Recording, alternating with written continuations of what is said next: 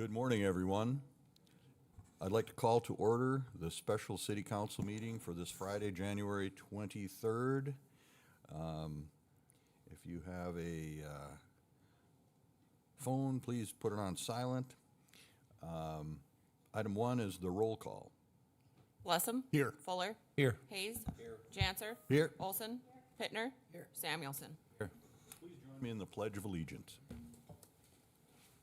I pledge allegiance to the flag of the United States of America and to the republic for which it stands, one nation, under God, indivisible, with liberty and justice for all.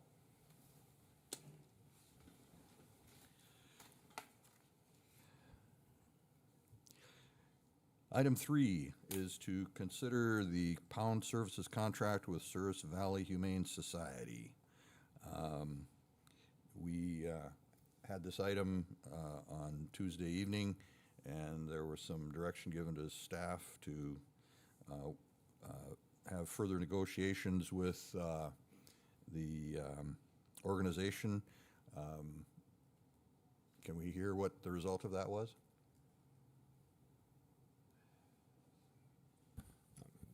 Mayor Jansters, member of the council, Captain Sunheim and I met with Souris Valley on Wednesday, the 21st of this year, and we discussed some of the concerns that were brought up to the council.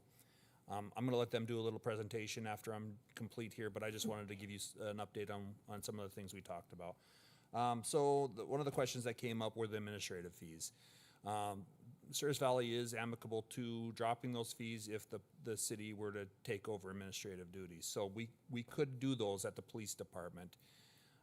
The problem is that would not come without expense to the department. Obviously, there would have to be some rearrangement of the records division and additional duties, which we'd have to estimate the cost of that to us, whether it would result in us having to add personnel or just restructure how our current personnel sits. We know there would be a cost of some sort.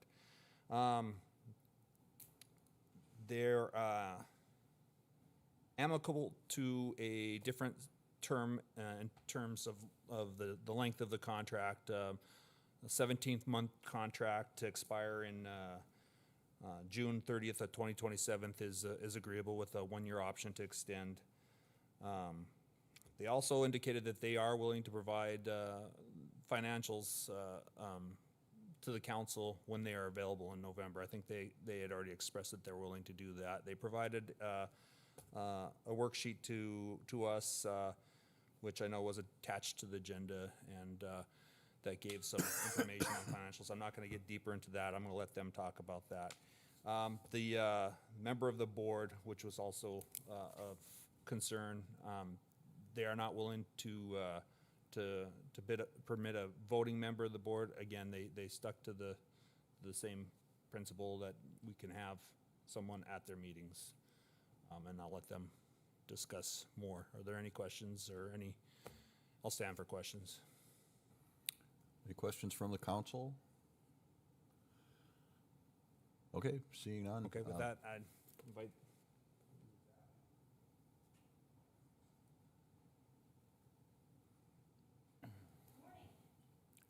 Good morning. It is a good morning, you know. Let me grab my attachment.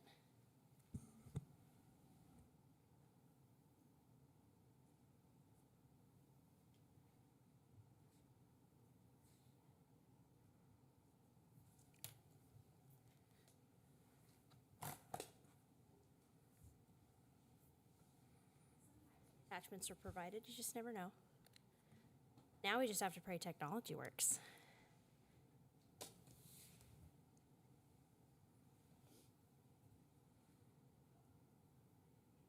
Well, we're having a strobe Kinda. effect. There- There oh, we there we go. go. Okay, good morning, council members. I am Haley Shonick. I am the communications and development person, and I am just going to present you guys with a little bit of information. Let me know if you have questions as we move through. First thing we want to start with is we wanted to kind of show you the humanity behind what we do, because sometimes we can get caught up in the business. So this is an example of one of the cases that, well, one of the many cases that came through the pound that we've helped. This is T-Rex. So T-Rex came in very emaciated, in horrible condition, and almost didn't survive. He received immediate life-saving care, fluids, everything he needed to sustain life. He showed signs of improvement by the end of the first day, which is pretty huge for someone in his condition. He did move into a loving foster home and began to start thriving. He gained weight and started regaining some of his strength, and now he's with his forever family, and he's healthy and spunky, and obviously we wouldn't have had him if it hadn't have been for the pound. So this is just a little bit of the reality behind what we do. This is just a couple pictures of some of the medical cases that have come in through the pound that we have been helping all throughout the year. So we just wanted to make sure you understood these are very real animals coming in that need our help. As far as our admin fee, we have already kind of talked about what that covers, but we wanted to give you guys a little bit of a more visual overview because sometimes this is easier than just seeing it on a piece of paper. So obviously this fee does cover dedicated phone line, internet access at our facility, a designated desk space, as well as access to our boardroom, preparation and submission of required monthly reports, and staff time through us, issuance of city licensing, and handling and responding to the city pound calls. Also something that I feel like hasn't been reiterated enough, and we're seeing a lot of burnout in our staff from it, is the arrangement of after-hours vet care. So we have our vet coming in on weekends, 24/7, 7 days a week, 365 days a year. It is a full-time job for sure. So we just wanted to make sure you guys knew that that was covered there. As far as kennel fees, I know you guys have all of that laid out for you, $36 a day per kennel, and standard vet exam, food and water, bedding, cat litter, toys, enrichment items, kennel space, cleaning and sanitizing, which is huge, and then our staff time required to do these things. And then our rescue recovery fee, so this is gonna be for animals, we either prepare them for adoption, which is much more cost effective than just disposing or euthanasia, or if something does happen, we pay for any kind of a recovery fee for the animal. And for the following services, they're laid out for you by price. So you can see, well, it should be, for some reason my chart is not showing up, maybe just with my limited internet. 1 second, and I will pull up that chart for you.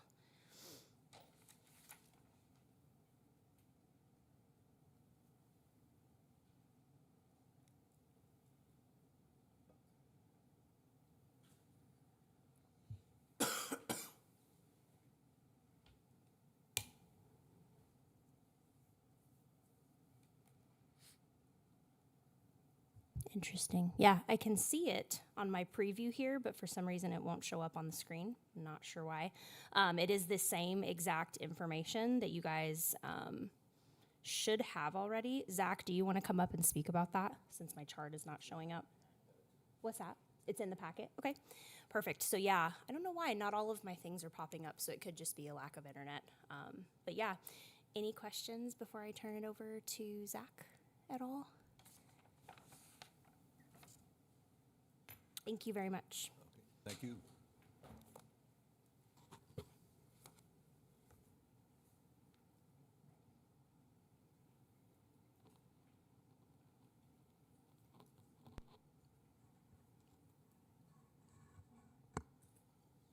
Good morning, members of the Minot City Council. My name is Zach Ruckenberg. Today I speak not only as the president of Ceres Valley Animal Shelter Board of Directors, I also speak as a supporter of animal welfare and efficient public-private partnerships. I'm here today to address the ongoing discussions regarding the Pound Services contract between the City of Minot and Ceres Valley Animal Shelter, specifically the requested new requirements for detailed financial disclosure and a voting board seat as a condition for renewal. SVES has been providing essential pound services to the City of Minot since January 1 of 2025, operating as a no-kill shelter that aligns with community values of compassion and responsible animal care. This partnership has ensured safe handling of stray and homeless animals, including boarding, veterinary services, and return-to-owner coordination at a competitive cost, while relieving the city of direct operational burdens of running their own facility. Current stalemate revolves around the city's request for specific financial records from SVES to consider a multi-year agreement. While transparency is important in public dealings, This demand goes well beyond the city's own standard practices for service contracts and risks undermining a successful collaboration that benefits Minot's residents and its animals. Service agreements between municipalities and nonprofit or private entities, like this pound contract, are typically focused on performance metrics, service quality, and cost effectiveness, not internal financial audits.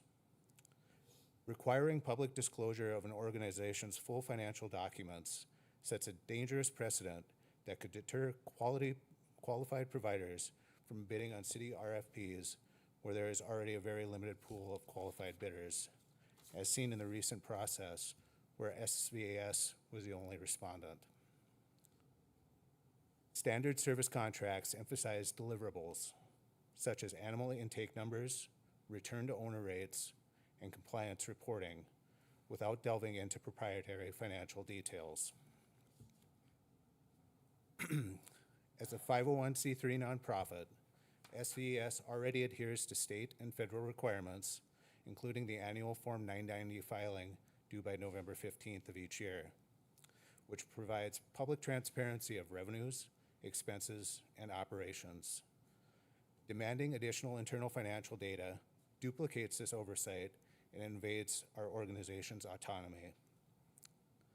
SVS has offered high-level discussions on how city funds are allocated, which should suffice to confirm responsible use without full disclosure of confidential financial documents. In comparable cities like Grand Forks, its pound contract, which is valued at $198,000 a year without any veterinary inclusions, does not mandate such disclosures. Nationally, service agreements for animal control often rely on audited summaries rather than deep financial probes. Insisting on this could expose the city to legal challenges or higher costs if alternative providers must be sought, potentially disrupting service and increasing taxpayer burdens. Rather than financial security, let's prioritize negotiating fair terms, such as clarifying the proposed 3.7% fee adjustment, extending the contract, and including clear KPIs like return to owner rates, euthanasia rates, maintaining a no-kill status, and cost per animal metrics. This approach ensures accountability without unnecessary intrusion. In regards to the $1,200 per month admin fee specifically, we would recommend that the city understand that they are within their rights to hire for the administration position themselves, and we are able to manage that cost associated with it within their own budget. We would be agreeable to allowing the city to place its own full-time employee at the shelter Monday through Friday, 8 to 5, to handle administrative functions, including answering phone calls, collecting community interactions to collect fees and issue licenses, prepare reports, and field after-hours phone calls for emergency veterinary care. But we want to make it clear that it is not the responsibility of our donors to fund city services. In regards to the board seat, a council member holding a voting seat on our board would face divided loyalties. They would possess insider knowledge of SVAS finances, strategies, and board deliberations, yet required to vote or recuse on city actions directly affecting us, like contract terms, fee adjustments, administrative increases, or added oversight. North Dakota ethics rules demand disclosure and often recusal in such cases, risking incomplete council debate and the appearance or reality of bias. Our bylaws, like those of most independent nonprofits, prioritize board autonomy to prevent undue influence or conflicts of interest. A voting government representative could compromise that independence and blur the line of public versus private. Recent tensions in this contract show that clearly. Even the perception of a conflict undermines trust in the council's impartiality and SVS's stewardship of taxpayer funds. The clean solution, if city involvement is needed, limited to non-voting or observer status, or rely on audited reports, regular updates, and designated liaisons. Appointing a council member with voting power risks compromising both taxpayer stewardship and nonprofit independence.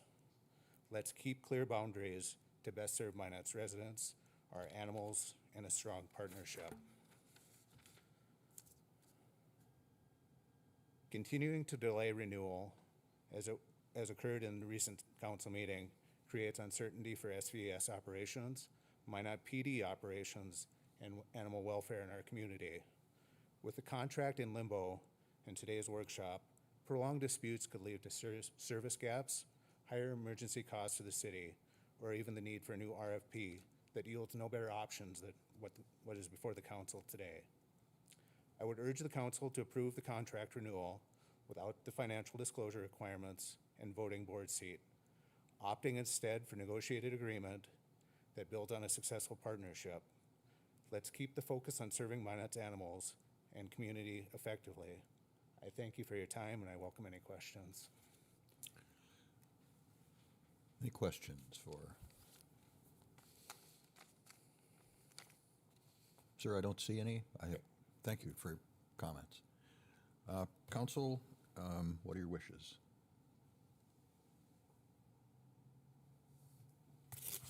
Alderman Pittner. Thank you, Mayor. I'll make a motion to approve the agreement with the Service Valley Animal Shelter handling the administration. The modified agreement, correct? The one Yes, that's attached to the agenda? The renegotiated agreement. I'll second that motion. Okay, moved and seconded to approve the renegotiated agreement. Discussion, the motion? Mr. Mayor. Alderman Blessner. Thank you. Just a couple things after the presentation by the Service Valley side, and I appreciate you guys being here and talking us through more of the information. I guess from my perspective, one of the things that I want to clarify is that I'm, with the agreement, the way that it's structured, I am less worried in this particular case about exactly how the public funds are being used. We understand that because it's laid out exactly what those things are used for. In my mind, the financial data is more important to make sure the city doesn't end up in a situation that we've been in a few times over the last couple of years where, unfortunately, we were in agreements with providers who suddenly went under. And we were left in a very bad situation for the taxpayer. And so I just want to be clear that from my perspective, that's why I am interested in seeing financials. Now, the one thing that I will say is that, as we were sitting here, I just pulled up your 990. The latest one that the IRS has available for us live is 2022. Now, they're notoriously behind on those. They are never up to date. And so, for me, most of the information that I care about is on the 990, and we'd be able to see it. The issue that we have is that it's behind. And so, if we were able to get those, within a month of being filed, I think that would fulfill the thing that I'm looking for. So right now, I would love to see 23 and 24 to understand that. 25 obviously is going to be a while, and I understand the extended deadline and all of that. So I just wanted to be clear to the public and clear to you what my intention is around the financial data. Okay, because again, to me, the contract speaks for itself on how the public funds are utilized because it's a service agreement based on providing a service. And if we think there should be a different dollar amount for an individual service, fine, and we can negotiate those types of things. So that's the first piece. The second part about it is that for me, this is a little bit difficult because I never feel good when we have a single provider coming through a bid process because it leaves both sides in a very strange position. It's not a matter of just saying, hey, for you guys to say, hey, we think we're the best provider and we've got a good price for you. And we met the requirements of the RFP. We're in a position where both sides have to say, well, shoot, we don't want to be left out literally in the cold as we are the last couple days. And we don't want our animals left out in the cold. And so we need to make sure that we're heading down a path. At the same time, it is our role to make sure that we're entering into good agreements and to make sure that we feel confident that they're going to be fulfilled and they're going to move. And so, I guess I said all that just to kind of get to the point where, I think that the board thing we can, as I said the other night, we have other providers where we have voting members. There's no conflict whatsoever. As I said then, if anything, what I find is that the members become better advocates on the council for the entity that they're working with. And, you know, if anything, I think that it tends to work that way. You know, just overall, Mr. Mayor, where I'm at on this right now, I see a little bit of movement to try to work with us on the dates. We sort of get that concept I talked about living to fight another day and figuring out a contract by the middle of next year. At the same time, I feel like the RFP, as we had it structured, left us in this position. And I think that there's some opportunities, you know, as I think many of us have talked to different providers around town, you know, you got a whole bunch of providers that are cat only. You got a whole bunch of providers that are more on the dog side of things, and then the exotics are a different question. And so I sort of question whether the RFP could be structured differently to get a different set of outcomes and different bids that would come in. And so, you know, where I'm at right now, I don't think that we got the movement that we needed. I'm sensitive to the fact that, you know, we don't want to be left out in the cold, as I said. But I have a hard time voting yes on this. Further discussion? Alderman Fuller. Thank you. First I'll echo what Alderman Blessum said. I appreciate you guys coming in and explaining and helping us understand some of this a little bit better. I still have concerns. I do appreciate the move to adjust the contract to come into our budget season and those things.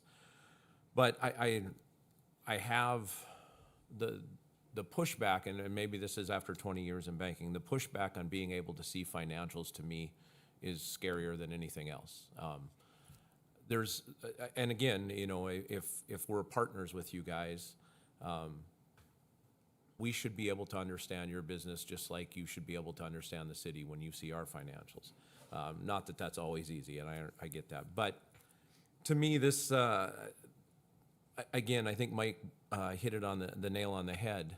I think our RFP, the way we put it out with the certain requirements or lack thereof other requirements, left us in this situation. And so I won't be voting for this either. I appreciate what they've done and everything else, but there's some requirements I think that we have to have as a city, and that's the right thing to do for the community. Alderman Pittner. I guess I'll just clarify my motion as well, just to, and as long as the second agrees, to authorize the mayor to sign the agreement. And maybe I do have a question for Service Valley, if you guys want to, one of you guys want to take this. Would you guys be amenable to having a city-appointed representative on your board? Not necessarily a council member, but a voting member of the public that the mayor would appoint?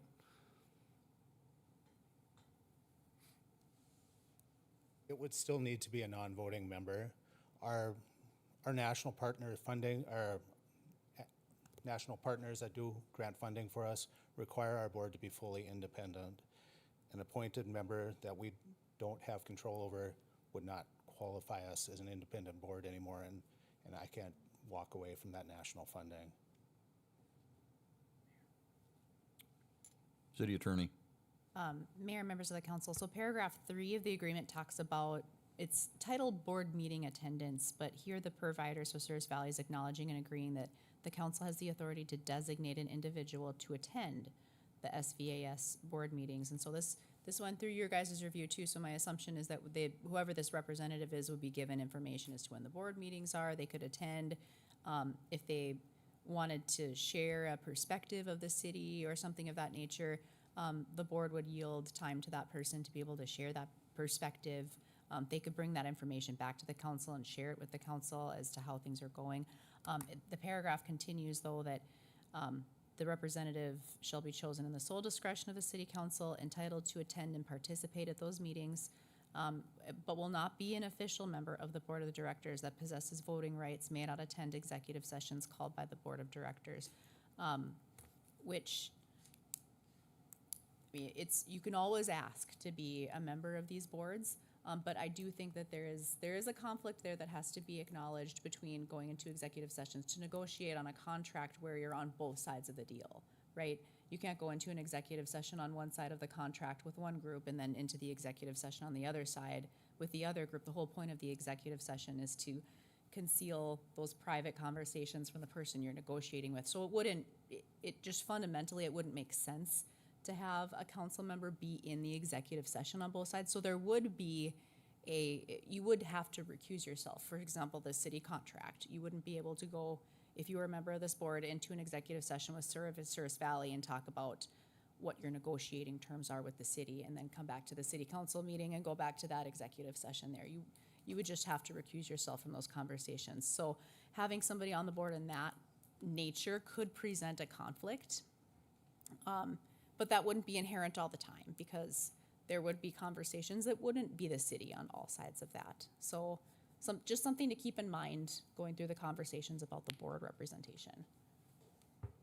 Just a question for the city attorney. Go ahead, Alderman Pittner. Thank you, Mr. Mayor. So, City Attorney Stallman, would that be included if it were just a member off the street, you know, a community member that the city had control to appoint to a board? I mean, so that individual likely would not be going into the city executive session with the city council to negotiate the contract. I mean, it sounds more like a liaison type of a position that would come back, report to the council, here's what happened at the board on that particular date and time. But just because you're a liaison, you wouldn't necessarily come in with the governing body into the executive session. Correct. There's instances where city staff who has unique knowledge to, for example, like real estate negotiations and things of that nature, if they're aware of the negotiating terms that the city council has, like city attorney, city manager, finance director, will go into those executive sessions, but a public liaison typically would not go into those. I don't know if I answered your question. I'm just asking if that would be, because I understand the conflict of having a council member on both sides of the conversation, but a community member that the mayor could appoint to a board, whether it be in this situation or another, would it still include that level of, that hurdle, if you will? I think when you think of the nature of the purpose of that person being designated, it's to be a liaison for the city council. And so I think for all intents and purposes, when they're attending their allegiance is to the city council to give them information as to what's going on in those board activities. So I do think there could still be a concern that's present. Alderman Blessam. Yeah, thank you, Mr. Mayor. So, Steph, it actually, what you just described gives me a little concern. I've talked a lot about being on the Commission on Aging Board. It's how it is in ordinance, and I'm appointed to that. I vote on a budget and a request to the city for funds, and then I come here and approve that same budget for the same funds. So it feels like I should recuse from one of those two votes. To me, that feels like a conflict. I don't know that I would say that that's a conflict per se, because the Commission on Aging is, I mean, they're again providing like the city service for individuals in the community. Like, it's a recommendation to the city council, and so I mean, you can represent like your position that you see on the board in both places. So I don't know that I see a direct conflict in that exact example. Yeah, and that's fine. I want to make sure, because I literally am voting on both of those things. So if you're comfortable, I'm comfortable, but I think if you were to adjourn into, so, I mean, they're all publicly noticed meetings, right? So any member of the public can come, they can yield time and negotiate with the Commission on Aging, provide information. But if you're going to adjourn into an executive session, like the city's contract, the services agreement itself, if the Commission on Aging were to adjourn into an executive session to negotiate the contract that's going to be presented to the city council, that's something that I would say that there may need to be some discussion. all right. Thank you. Alderman Olson. Thank you. And just to continue this conversation just a little bit, all of us are serving in similar type of positions. So this obviously needs to be clarified for the committees and boards that we are already representing. I understand that this is different, that we are not writing out a check for $200,000 to Service Valley and saying, here you go, come back next year. We're reimbursing, following what Mr. Lakefield had explained to us earlier this week, I get that there is a little bit of a difference.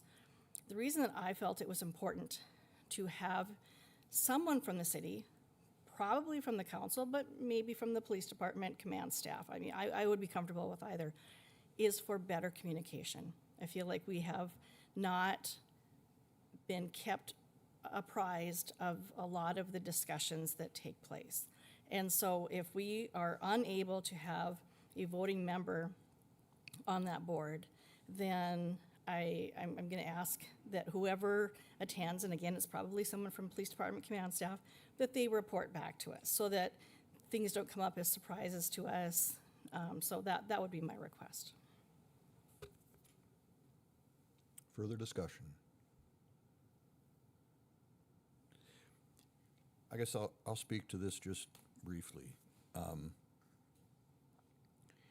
I think that I appreciate the effort that the PD has made and that the South Valley leadership has made to try to work through this. I understand the reservations or concerns that some of you have expressed about where we're at, but I think in the final analysis, we're entering into an agreement which has a 30-day out clause for both parties, and although there may be some small risks that remain in entering into this contract, in my view, if we seem to be running into problems, we have a solution that we can put out another RFP and give notice, and 30 days later, we're moving on to something else.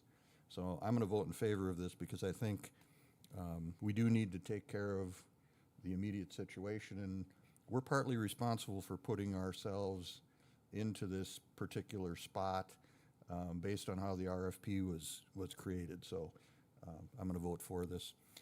Further discussion. Alderman Hayes. My heartburn with this is still goes back to we as a city give out funds for a service provided. Their financials, whether they make money, lose money, or whatever is indifferent. What I believe we're looking for, what I'm looking for, I want to see where our money was spent every month. You turn an invoice into the city to get paid, where that money was spent at. Were we reimbursed for the private homeowner pickups? Were we, every month you have to know what you spent that money on or you wouldn't be able to invoice the city. And to this date, I don't believe we've seen any of that. So we give out money with no accountability of where it has been spent. Deputy Chief Plessis. Mayor Johnson, Alderman Hayes, just to be clear, they do provide monthly reports to us with all the information in terms of our expenses and reimbursements and all that. That does come to finance. And where are those at? Finance has that information.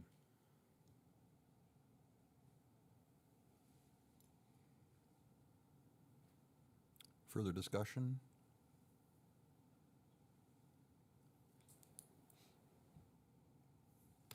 I guess then we have a motion and a second. We're ready to vote. Bittner, Yes. Samuelson, No. Blessum, No. Fuller, No. Hayes, No. Janser, Yes. Olson. The motion failed 3-4 with dissent from Blessum, Fuller, Hayes, and Samuelson. Mr. Mayor.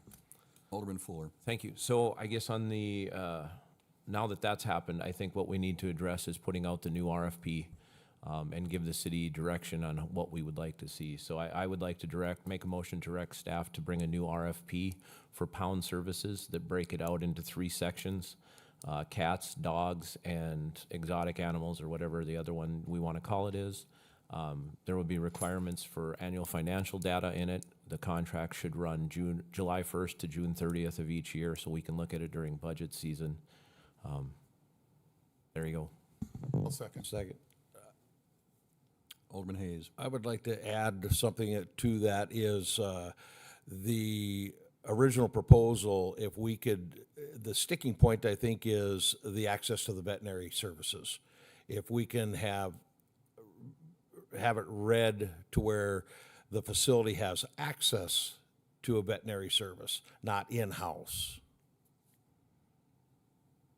Is that, Yeah, Amendment, or is that a? I'm fine with that. Okay, friendly amendment, everybody okay with that?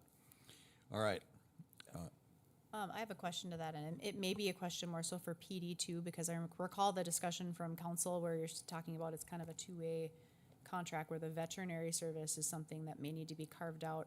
Do you think would you put the veterinary services in this RFP, or would you carve it out as a separate, a separate RFP proposal? Just so everyone is aware of expectations here. Members of the council, most likely is going to end up being carved out and supplemented by various veterinarians that would have to hodgepodge and come in. So it would not be in-house because that would increase the cost significantly. Mr. Mayor, if I could. Go ahead, Yeah, Alderman yeah. Blessam. Yeah, Chief, so I guess the way that I would envision it is, the RFP would say, I mean, for any provider out there, whether they're a current shelter or a boarding facility or whatever that is, my assumption would be that we would expect a relationship with a veterinary clinic. I mean, that's the way that I would think of it, is that if an animal needs care, they're gonna wanna get care. I mean, that to me is the key. I don't know that we have to require that it be in-house, but I guess my thought is that it's a relationship that they would have and that we would wanna see that. The relationships are going to come based off of the way things are here in the city after we've done in pretty much an exhaustive search now over the past few days. It will come more as getting a contract and having folks who's available at what time and whatnot. So it will be a separate contract, maybe not from one particular vet, but from different ones that we would have to use. Continue. So if I can continue, Chief, so are you saying that we need to put out an RFP for vet services to sort of support this contract? Is that your thought? We're at either the companies that we would use they would come with their own vets that they contract with, or we would be contracting separately with particular vets in the city. So there's various different ones that have their own LLC. There's some that we have out there that operate out of clinics. Like Minot Vet Clinic has stated that they would help us to a certain degree, but we would establish separate contracts because it would be difficult to have one particular one all the time. I hope that makes sense. Thank you, Chief. Yep. Alderman Hayes, you have something? Yes, An sir. example of this would be an RFP for services like example on the police remodel. You have an architectural firm that picks up a structural firm and they partner up together to give their information for the RFP. We've seen other where you have multiple architects that have the same structural engineer. You know, I think it's gotta be one RFP with the housing side of it, you might say, attaching themselves to a veterinary provider. Yep, and those are going to be that'll also be for for them to deal with the housing portion of it. That's going to be the difficulty, but that'll have to be for different discussions that we would have to explain to everyone on where this lies, because it's not as easy as just saying where they're going to house them. Based off the research that we've done, and it's been pretty exhaustive over the last few days. Alderman Olson. So question for the chief, and it might be for the city attorney, because now we have voted, we've made a decision, and there's consequences that come with that. And that is, that you don't have a provider. In the immediate, when the wind chill is 44 below, what is your department going to do? What, as chief, do you have authority to do? Do you have the ability to suspend all pound pickup services, however it looks, for 30 days until something gets resolved? Or are we obligated as a city to continue these services and you guys, as soon as you walk out the door, have to have a plan. So how is that gonna play out? There's a couple options here, hopefully. We're gonna see, hopefully that, Souris Valley, they had spoken with, Deputy Chief Plessis and Captain Sunheim, may provide services for us for another 30 days, but that'll be for their board. Just so that they don't dump all of the animals that we currently have. I probably would not bring any new ones into their facilities. We've started looking at, as an emergency, to prepare for this scenario. We started looking at other not shelters, but other buildings as a quick fix for this that we would have to rent, so on and so forth, because you have to have somewhere to house them. We have, at this current point, we have nowhere to house them, and in this area is really nowhere else to house animals. So we're going to have to look at what that's going to contain. We've been in negotiations with, or talks with other programs that you guys know of, but again, they don't have the space. Cats, yes. It's the dogs that are the issue. Some of the places don't have water. Some of them don't have this. So there's a lot more to this than just putting out an RFP right now. And I'm going to have a discussion with the city manager and walk him through. I've sent him information so he knows where we're headed, but we're going to have to walk this through. And just to continue that, and part of that question was, would you be considering stalling or pausing services at this point? We can, but what I would not stall, I'm not going to put an animal in jeopardy that's maybe left out in the freezing cold, whatnot. We will start to think, now, we're on the clock now. And so I have to come up with something with my staff to figure out what we're going to do for the most egregious things that take place. And maybe that's in the immediate, putting them in our Sally Port or whatever we have to do to take care of the most egregious. I'll work with the city manager and whatnot. We will figure it out. It's an obstacle. It's an opportunity. We're going to use it as an opportunity to see where we can go. But I will never look at anything as it's a dead end. Thank you. Okay? Anything else? Okay? Thank you, Chief. Thanks, Chief. Okay, City Finance Director, Lakefield. Mr. Mayor, members of the council, I just wanted to ask for some consideration. Typically, a calendar year contract works better for us.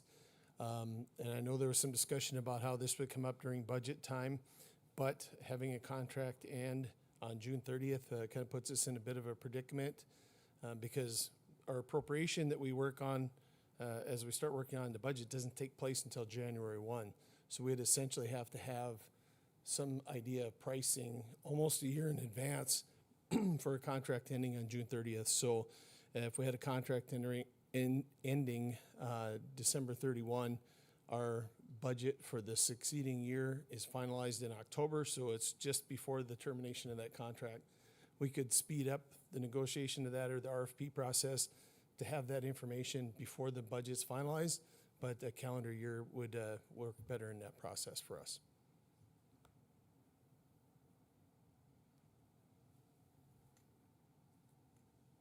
Okay.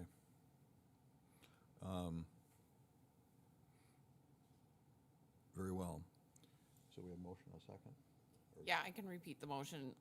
It's to direct staff to bring a new RFP to city council separating out cats, dogs, and exotic animals, including in the contract financial information and access to veterinary services. Okay. And was there something in there about the, motion maker, was there something in there about the date? Well, we did, but I did say that, but having, and that's okay, having just heard Dave, I guess, I mean, I would ask the council, or if we can speed it up so it's in place by the time our budget goes in, I guess I'm okay with that, but talking about it during our budget season, and maybe June 30th isn't the right date, maybe it's August 30th or something like that, September 30th, but I'm amenable to whatever Dave thinks is best, I guess, at this point. Okay, so we'll just leave the motion as is with Yeah, because I think Leave by it out. default right now, it would be on the regular one. Alderman Olson. A question, does exotics include livestock, or does that need to be another category? I guess I don't know how they categorize large animals versus exotics.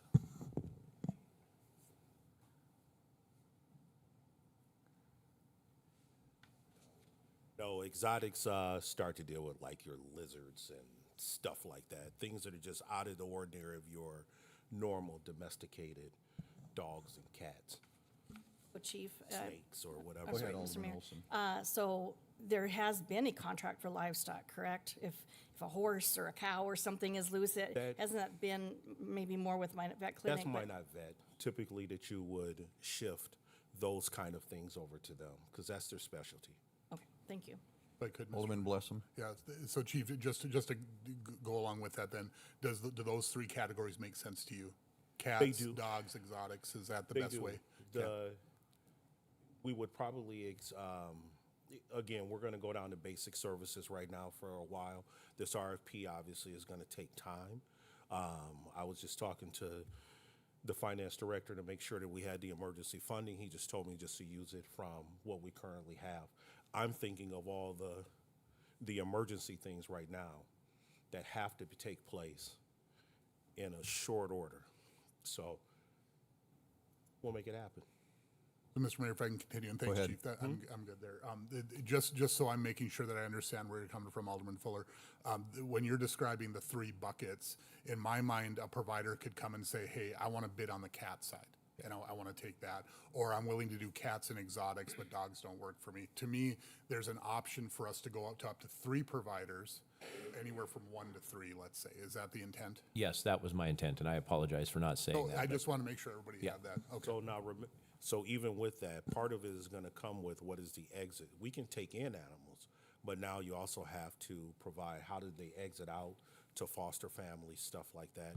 So these are some of the concerns along with the additional staff, because when you start, now you're sending them to different locations. And we only have one animal control officer right now. I'm going to need another, plus admin. There's things that come with this that you're going to see that come with this. It's an opportunity, but it may come as an additional cost.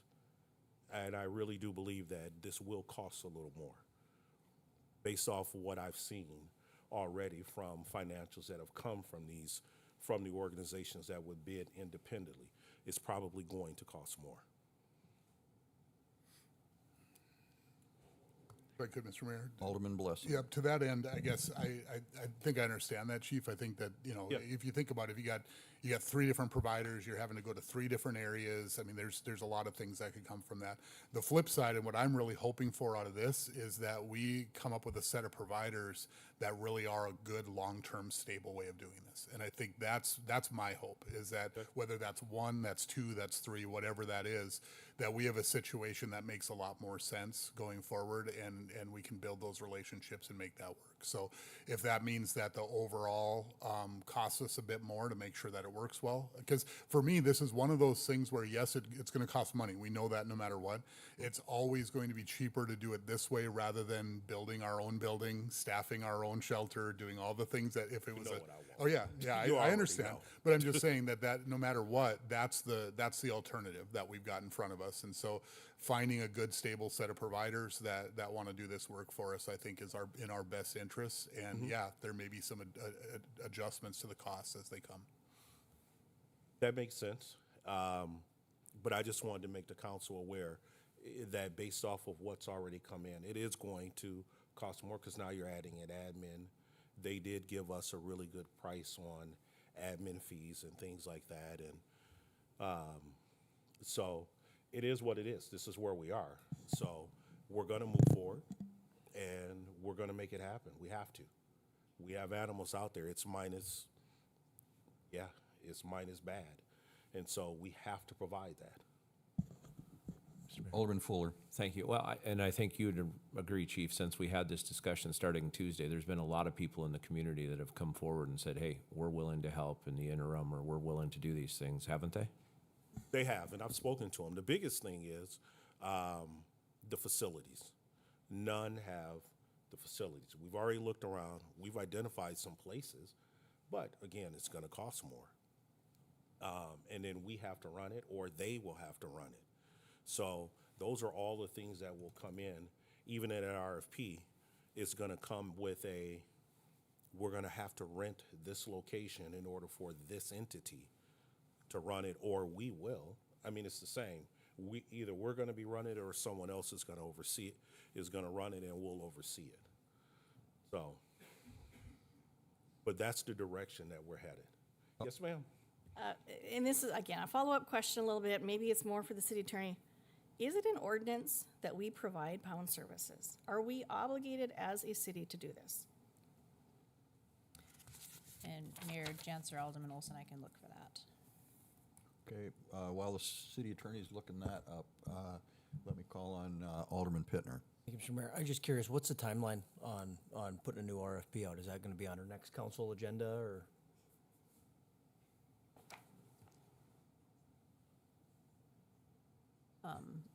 Alderman Pittner, Mayor Janser, so it's past the agenda deadline under the agenda setting policy to add it to the next council agenda. I don't know who will be putting it together on behalf of the PD, like how much the current RFP that went out will need to be refreshed to accommodate all of this, but it can likely be added at council's request to the next agenda. We would amend it and add it to it. Mayor Janser, members of this council, and putting together an RFP generally takes us a little bit of time because we have to consult with the attorneys and make sure that everything is, all the requirements are there. I'm not saying it can't be done in an expedited fashion, but it's not an instantaneous process. We'd be scrambling to get it to the next agenda for sure. City manager? Yeah, I concur, Mayor Janser, members of council. I recommend we'd push it at least to the second meeting in February. I just don't want to be rushed to where we're making errors, that we're just making errors based on trying to get something done in a rapid fashion versus giving it the due diligence that I believe it requires. Alderman, or Deputy Chief Plessis, sorry. Mayor Janser and members of the council. Also, just to be clear, that the RFP would be the draft of the RFP to be discussed by council. The actual process for the RFP would require a certain amount of weeks of it being open and advertised and all of that stuff. So we're talking at least a couple months probably down the road before we could come to a conclusion. Further questions for the chief? Okay. Seeing none, thank you, Chief. Thank you. Okay. Alderman Hayes. I'd just like to say one thing to Source Valley Animal Shelter, that please encourage you to look at this RFP coming out. You do provide a great service. There's just, in my mind, there's just a couple of small components to tweak to that, that if you can make some adaptions in your proposal, I definitely encourage you to respond to the RFP. Further discussion? Okay. Oh, I'm sorry, City Attorney.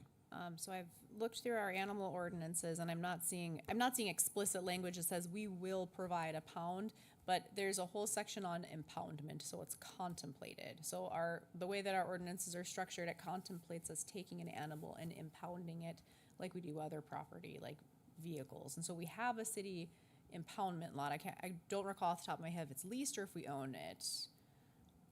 Do we own it, Michaela?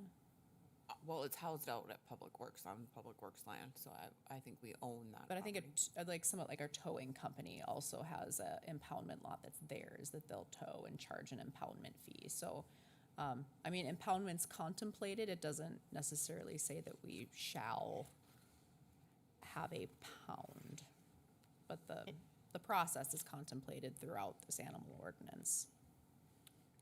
Deputy Chief Plessis. Mayor Janser, and members of the council, just to be clear, there are certain state laws that require us to take animals in for for various reasons. So there are some laws that we would have to come to a conclusion on some animals for sure, just to make sure that that clarification is made.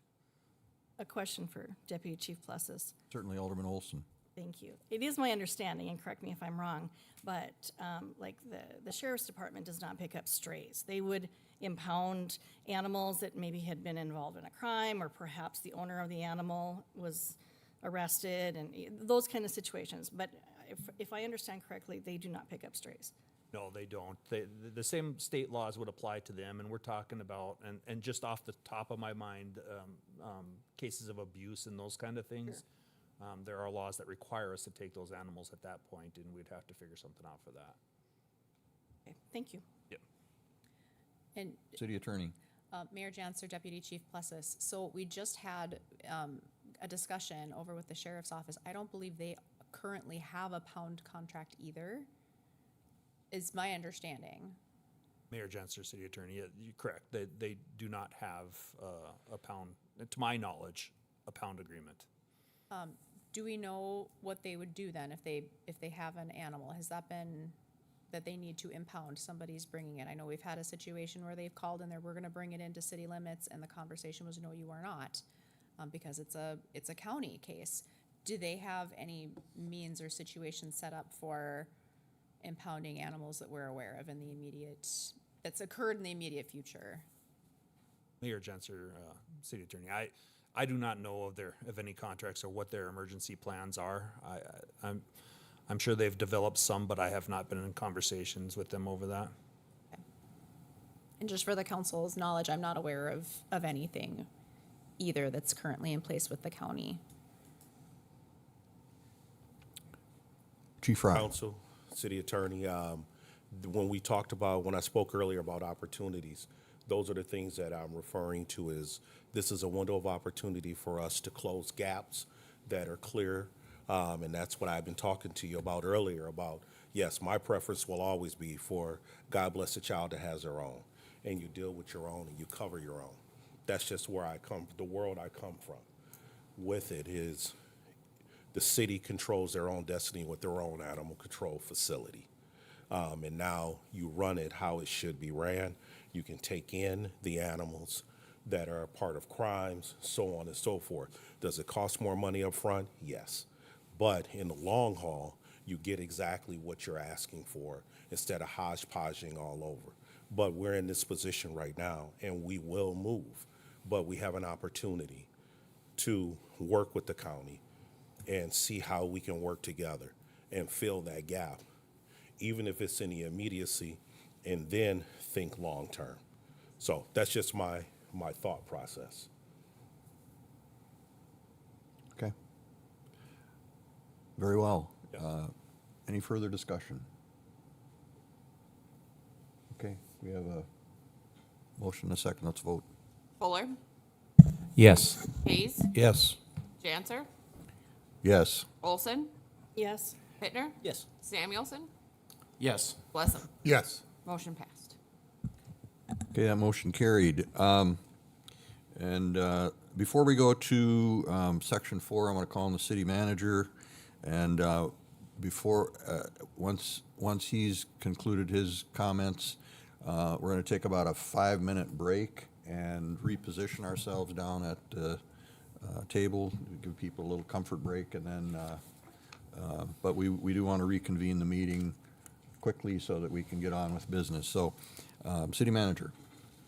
Thank you, Mr. Mayor, members of council. I just request that we consider swapping items 4.3 and 4.4. So we have the strategic plan and city aspirations discussion before the discussion on operating norms. Do we need a motion? So moved. Second. Moved and seconded to swap items 4.3 and 4.4. Any discussion? Seeing none, all those in favor say aye. Aye. Any opposed, say nay. Motion passes unanimously. Okay, 5-minute break. We'll resume at 5 after 10.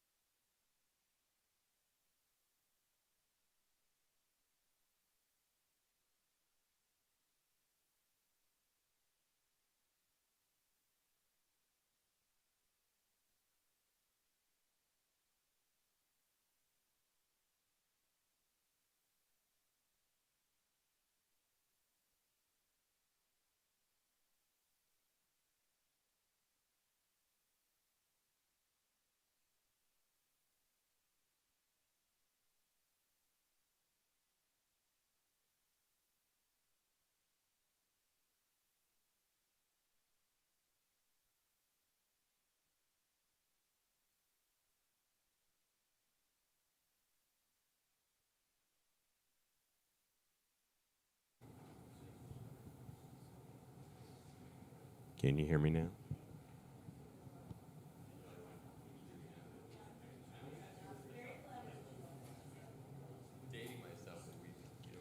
Test. Test, 1, 2, 3, test. Early 90s, maybe nobody picks up on it. Test, 1, 2, 3. Okay. All right. It's 10:07. We're already late. So here we go. So this is a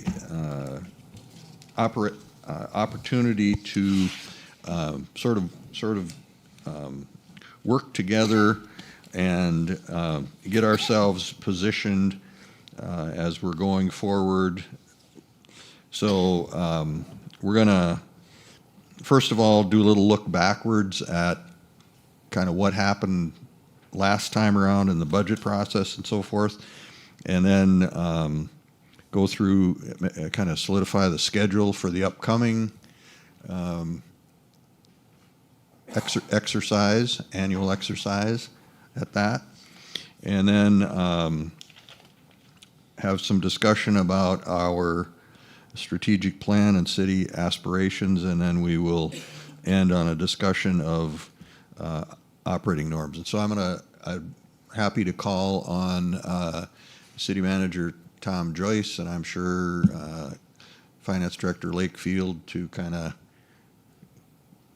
get us kicked off here. City Manager.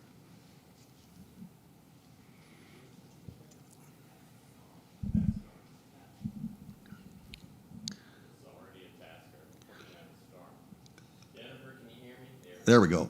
Okay, we've got slides. I gotcha. Okay, thanks, Jennifer. Mr. Mayor, members of council, thank you very much, and staff members and members of the public. Just a quick thing, just to go back a few months. So as part of the process where y'all chose me as your city manager, and I'm very grateful for that opportunity, we talked about some of these things. I talked to you all about that. I talked to them about the public. So we're just going to address some of this as we go forward today. But again, just starting it off with just a reminder of, this is what we're here for. This is our vision, building excellence with our community. With this council, Alderman Hayes was yet to be on council, but we tweaked this a little bit back in July of 24, and this is what we're striving to do. Next slide, please, Jennifer, because I'm not figuring this out. Okay, so again, agenda, as the mayor said, Dave and Jenna will talk a little bit about 2026 budget, 2027 budget. At the end of the budget season, last budget season, and I think we referred to it maybe in the second reading of the budget, that we staff, we really appreciated the working sessions. We got a lot out of the working sessions. But we also, in our own after-action review, the working sessions were a little late in the game. A lot of the input we had, we received from you, we kind of, we were rushed to get to, whether it was VERF or what have you, right? So what we're proposing this year as we go forward is we start earlier, and so Dave and Jenna are going, oh my gosh, right? But that's what, as leaders, we always should be thinking out. It shouldn't just be next week, next month. It should be next year, it should be 3 years, it should be 5 years. So this is just the first session, and we're going to propose to you today that we actually build into the calendar the second council meeting of each month. We do a session such as this. We'll probably do it up in the executive conference room. It'll be open to the public, probably via Teams or that kind of thing. We'll figure that out. But we stay on this. We stay on this cadence. So we're working collectively together and keeping each other informed as we go forward, and we can understand and have good dialogue with each other. I'll talk a little bit about, strategic plan first and then operating norms, just my experience of what will make us all stronger working together. And just closing this out, my focus this year, I just want to share with everybody as we start this out, as your city manager, my focus this year starts with people. Making sure we're recognizing more people, making sure we have the right talent on the team, making sure we're developing the team, making sure we're retaining the team. We talked a little bit the other day about performance-based awards and trying to build that program, as we move towards 27. Staying focused on process, process innovation and improvement, staying focused on that. Keep building our partnerships. You never know what partnerships you need when. So you're preparing for a rainy day on partnerships is important, and relationships with others. And then ultimately focus on products. And for us, obviously, we don't have a factory. We don't have something coming out at the end of a line, but we do have services, and we're responsible to provide quality, essential municipal services. So as a team, we, the city staff, are working and will continue working and providing feedback to council and the public of our products. So a lot of that gets to, sharing with each other. What did we do last week, right? Sometimes you don't do a great job of even telling the public what we did. So that's our responsibility and my responsibility to you. Okay, with that, and we'll have more discussion. This is meant to be open discussion. I just want to, kind of kick it off, and over the next hour and a half or so, sit down and start this discussion with you. But with that, I'm going to go ahead and hand this over to our finance director, Dave Lakefield, and I'm sure Jenna's going to probably pitch in a little bit. Dave, do you have a mic? You good? Or you can just take this one. Okay, this slide is just a little bit of an update. The last couple of years, the dollars levied in property tax, as well as the corresponding mill levy associated with that. As you can see, in 2026, we landed at just over $20 million in the mill levy, and that equated to 78.61 mills. And then graphically showing also the dollars and the mill rate. If we can go to the next slide. All right, here we go. This is just what we had budgeted for cash reserves to be used in each corresponding budget year as well. And at the bottom is just a little bit again of where we expect the cash to be for general fund at the end of 25, what's been earmarked already, and then the reserve levels and what we would have left over at the end of that. Okay, next slide. So we have on the table here a rough draft of a budget schedule. So we're still not to the point where this is finalized, but we wanted to show kind of what this looks like. Part of this working session, or as we work through this, is to get a feel for the council and what their preference is. I know we had a very long meeting last year at one of our budget hearings, and there was some discussion that perhaps in the future that reading of the budget should be its own meeting where that's the only item that's discussed, so it can be focused on that. So that's part of the discussion that we'll have too as we develop this schedule. Also being aware of everyone's time and the attention that it requires, and it's another evening out of your schedule as well. So one of the things, as Tom alluded to, we did put in some working sessions. I think the schedule, or tentative schedule, is immediately prior to the second council meeting of the month. So instead of starting our council meeting at 5:30, we would begin for a working session at 4 o'clock and go to shortly before the regular council meeting. So we can have some discussion in kind of a little bit of an informal setting and get some guidance as we're working through this. So that's probably the biggest change that we have.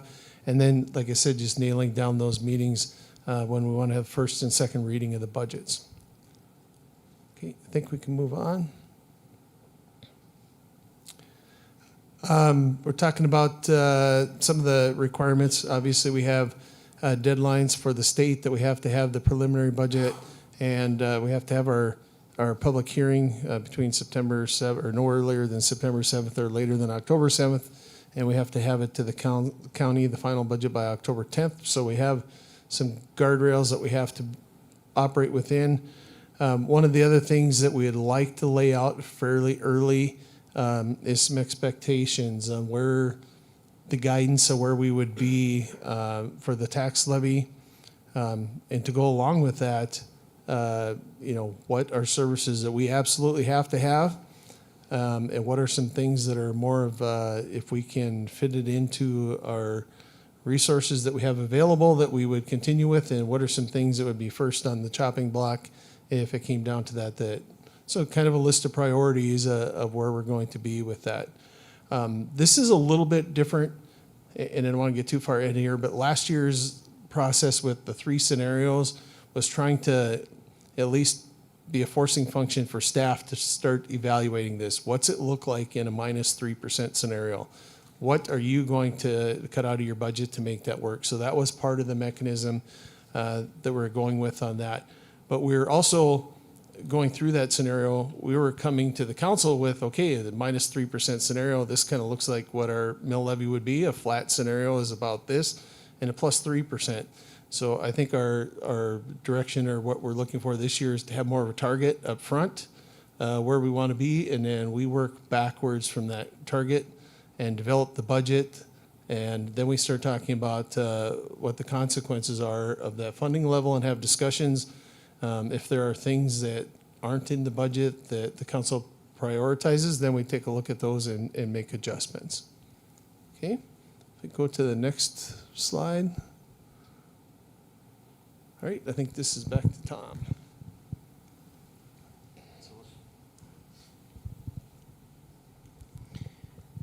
So thanks so much, Dave. So I just want to share with you all, how I've talked to a couple of you I know, but how I currently am wrapping my mind around this, okay? When I present a budget to council sometime in July, the intent is that it's an integrated process. I have been a department head, right? So I've stood up and I've defended my department, and we need to do X, Y, Z. But I believe that 2027 budget is going to be, as difficult or maybe even more difficult than 2026. So the heavy lifting on staff with me is going to start now. Can we go back a slide, please? There you go. Thank you. So the thought process as I work with the department heads is, first tell me what you know could and have to do to provide a service. What are your federal requirements? It says in the law, right?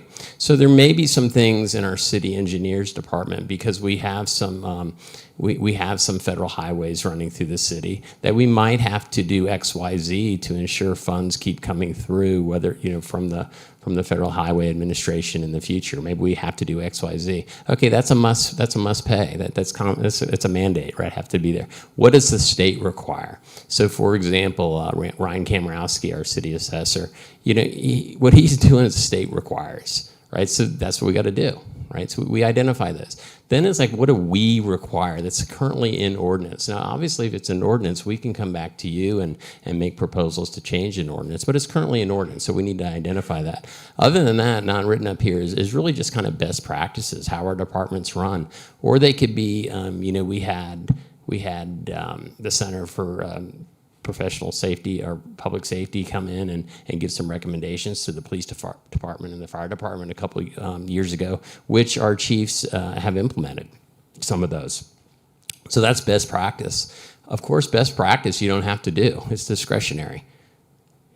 So as we come forward, and especially if we get a target and some guardrails, my intent is to work with the team and identify multiple courses of action to you of how we can get to that target, but to tell you specifically where the risk is. And this will be an integrated process with the team, and we can keep talking about this. This is why I'd like to have these meetings, over the course of the next 4 months, is kind of where we are, because there are going to be some things that, in the grand scheme of things, it's going to be high on a department's list, but it might not be as high as they would like it to be on the city's list. And that's just the nature of having finite resources. I'm not going to argue that something isn't important, but in the long run, when you have constrained resources, it may not be as important as some other things.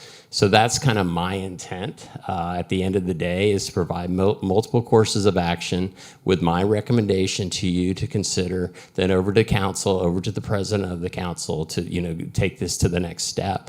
And potentially as we go forward, one of the courses of action may be something along the lines of, let's say you gave us a target to shoot for, but I thought if we had 5, 10, or 15% more in that target, which in fact would, more than likely impact the levy or have to come out of general fund reserves. This is how we would get after particular risks that are identified in the other courses of action.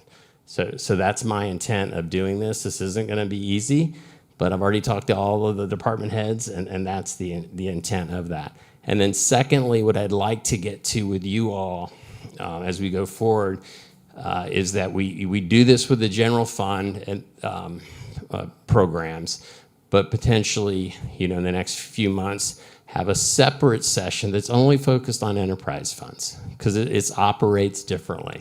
Enterprise funds is, we'd like to say everything is run as a business, but enterprise funds is a little bit different because we are operating our enterprise funds based on user fees. As you all know, we get a water bill, right? It has a lot of user fees in there. So just to kind of, so we don't get confused collectively as we do that. And I'm just doing that from my experience of working in the federal government, where we have both appropriated dollars and non-appropriated dollars that come about in user fees, that we kind of just separate the discussion so we don't, unintentionally confuse ourselves. So I just wanted to, kind of start off and let you all know what my thoughts are. And I'm always open to other advice, discussion, but that's where I am at this point. So I'll leave that. If anybody has any questions or comments, we'd appreciate it now, because really that's the intent of these sessions, is to establish a space where we can talk to each other and better understand each other, your position on certain things, and that'll help us as we move forward.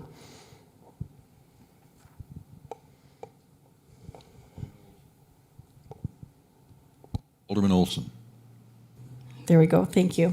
So as we're looking at this preliminary schedule, and looking at even more communication, earlier communication, I think that there's one item on this schedule that could be deleted. And I think that is the council president's message. That is something that is kind of a carryover from years past, when a budget was presented to the council that was a staff-developed budget. There wasn't a lot of input, and the president at that time would make some recommendations. When we are all part of these conversations early on, I don't think that that's something that is needed. I think it requires more staff time, it requires time of the president, and in all honesty, we should have made those decisions leading up to that. So I would make a motion that we delete the requirement for the president and the council to provide a message. Okay, is there a second to that motion?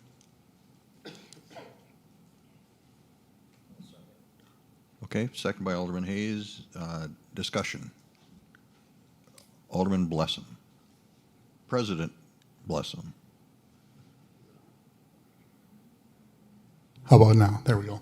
All right, thank you, Mr. Mayor. I'm not necessarily opposed to what Alderman Olson's talking about as the current president. I think if we're doing our jobs correctly and we're getting this, not that it hasn't been done correctly in the past, to be clear, but if we're doing it according to what the vision of the city manager is right now, I think most of my thoughts and my direction that I'll provide as the president of the council, there will be ample time to do that. And it'll be much more collaborative by the time the first, really the first time we see the full budget, as well as the first reading and everything that else that goes with it. So I'm not opposed to it with the layout that we have right now, even though it I suppose theoretically gives up a platform to make a speech or whatever that is. So I'll be voting yes. I think that makes sense. I don't think that we lose anything with the process that we've got laid out here. Further discussion? Oh. Just a question for our city attorney. Is that not in our ordinance? I don't believe so. Okay. Alderman Samuelson, I was just pulling it up, and I'm not seeing that there's any mandatory requirement for the president to deliver a message. Okay, thank you. I'm just going to speak to this briefly. Having been the council president a number of times and having done that, I believe that I agree with Alderman Olson's comments and with President Blessum's comments. The budget process has changed dramatically since I was first on the council. It is much more integrated, much more collaborative, as Alderman Olson outlined. And I'm going to vote yes on this motion because I agree with what's been said. I think it isn't necessarily additive to the process. And I think in the past several budget cycles, what the president said has typically been discussed or in the mix or talked about, and is maybe a direction that the council is going anyway. So I'm going to vote yes on this. Further discussion. Alderman Blessum. Thank you, Mr. Mayor. Just one thing to add to that. I think the flip side of it is I don't think we want to give up, I guess maybe the overall intent of what that was, which is to say there are steps in the process that should be council driven and should be directional.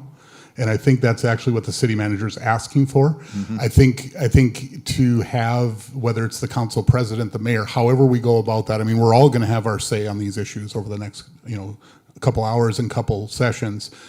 So I think we still want to recognize that we have a big role to play early on, because I think, as I've said multiple times in collective sessions, and also I know to both Dave and to Tom, what I didn't like out of last year's way of going about things was we were forced again into a situation where, to get to the numbers that we were looking for, we were making draconian cuts to things that were, we're trying to find $2 million. I mean, those are not easy cuts. And so I think setting direction early and having that come from the leadership of the council is exactly how this should work, so that staff is working from that set of parameters as early as possible, where it was sitting in the list before, it was sort of after the fact. I mean, it's like, hey, I'd really like to see these couple big things changed, and that's sort of counterproductive to how that works, because all the heavy lifting's already been done. So again, I'll be fine with this, but I do think we need to be on this over the next couple sessions to make sure staff is working from those recommendations.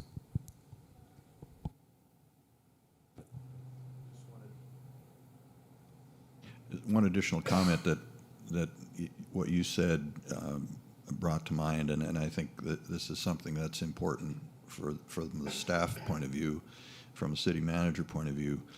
I think the other thing that we avoid by doing exactly what you said, Alderman Blessum, is having the staff go through a huge amount of work to present something that ultimately doesn't fit into the number that we're trying to get to, or the goal that we're trying to get to. So I'm thinking about like the amount of effort that went into coming up with the VERF proposal last year, and when it came, that went along, and when it came down to the final few weeks, that effort got put aside. And so if we can do that earlier, so they don't expend the effort to get us something that we're going to reject, I think that's worthwhile. So just for the staff's sake.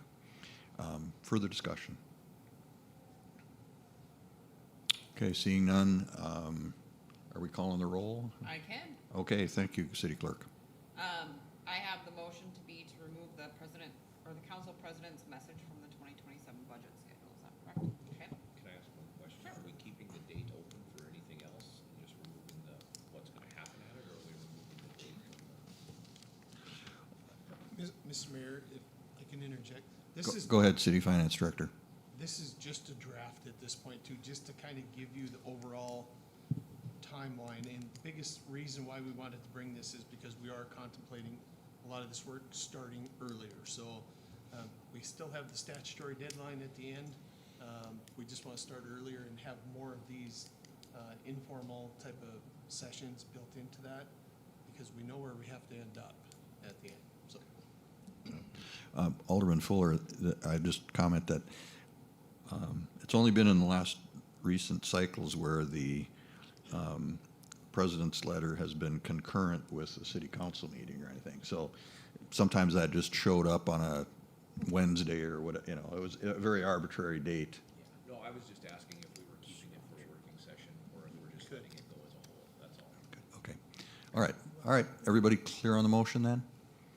I see no further discussion. Let's go ahead and call the roll. Olson? Yes. Pittner? Yes. Samuelson? Yes. Blessam? Yes. Fuller? Yes. Hayes? Yes. Janser? Yes. Motion passed. Okay. Mr. Mayor. Alderman Olson. I want to bring this up. I am not prepared to make a motion, but this is more for direction for city staff to bring something back to us. What occurred during the second reading of the budget this last year caused some consternation, and I would like clarification way ahead of when that happened. So there had been kind of a back and forth on whether or not there could be amendments made to what had already been approved in first reading. So whether it is that we allow public comment at both readings or allow for amendments, somehow so that we do not have to move away from the rules that are set, so that we all know going into it what the expectation is and what will be allowed.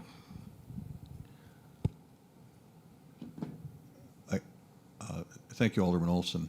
And I guess that was kind of on my list of comments as well.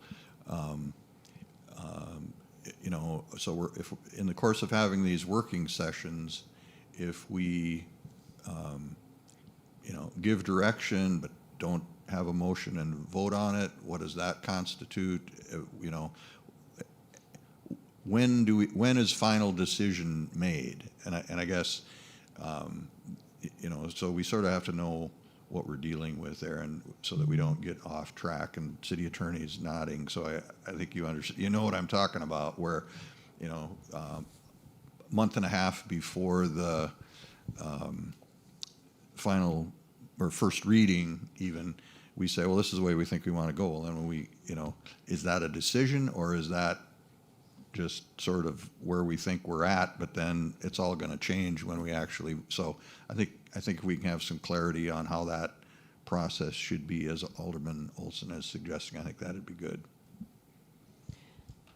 Mayor Janser, Alderwoman Olson, yeah, I'd be happy to provide some more clarification on. So we did have the rules of order on one of the slide decks here today, and that was a question that staff had internally, is do we want to have a discussion about the rules of order? Do we want to revisit it? Do we want to make it more clear?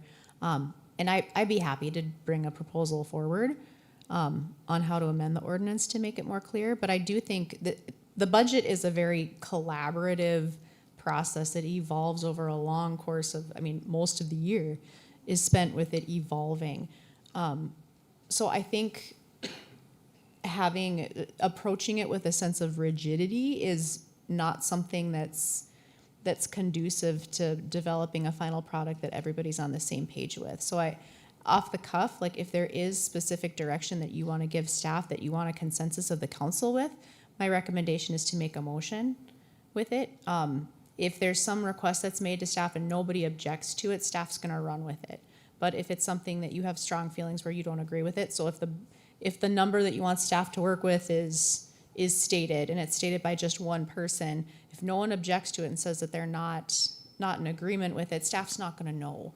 So my recommendation is to speak up if there's something that happens there, if you don't agree with the numbers that are being stated, so that can be clarified before staff goes back and invests significant time trying to work with a specific number, only to realize that a consensus of the council isn't backing that. Mr. Mayor. Alderman Blessam. Thank you. I think that this is a good discussion, and you know, my thinking on it's evolving a little bit, because you think of the alcohol ordinance that we're in the middle of right now. You know, it's a good point, right? We've added whole clauses, we've added whole types. You know, we could all, on the final reading before we finish that, say, wait, let's undo that, right? I mean, it's maybe not the perfect way to do it, but I think multiple readings of ordinances, that's how it's structured. I may not like it, it may cause extra work and extra time, but that is how that's structured. Our budget is an ordinance in the end. right? And so it would follow that same general rule. Now, what I think we have to have, though, is a general agreement among the council members that, look, we can't rehash every last decision that we made all the way back to January on September 28th. We can't do that because the other thing that I want to be careful about is that we don't have a set of assumptions that we're using to get to that point to have the carpet pulled back out at the last second. And so I think there's just, and it kind of gets into that operating norms thing a little bit about what our rules of order are. But I think at the same time, at the end of the day, it is an ordinance. There are two readings. You know, I may not always agree with exactly what comes out of that, but that's how it's structured right now. And so while I may not have agreed with the direction that we took on a couple things, I think that's how that played out. And, you know, I think we just all want to be a little bit careful because it gets to be a little bit counterproductive and we end up making budget decisions at 12:30 a.m. and things like that. So, you know, hopefully the process will be pulled back and we're working our way through those. And maybe it's just part of messy policy work. I mean, I hate to say it that way, but it may just be that. Mr. Mayor, I think Alderman Olson. my biggest concern was that we had a public hearing, we made some changes at the first reading, and then did not give the public the opportunity to have a public hearing at the second reading. And so their only avenue to try to make a change that they saw was appropriate was to go through us. And so maybe it is as simple as having a second reading or a public hearing at the second reading. I don't know. But anyway, just to allow the public to give their input prior to us finalizing the budget. Alderman Pittner.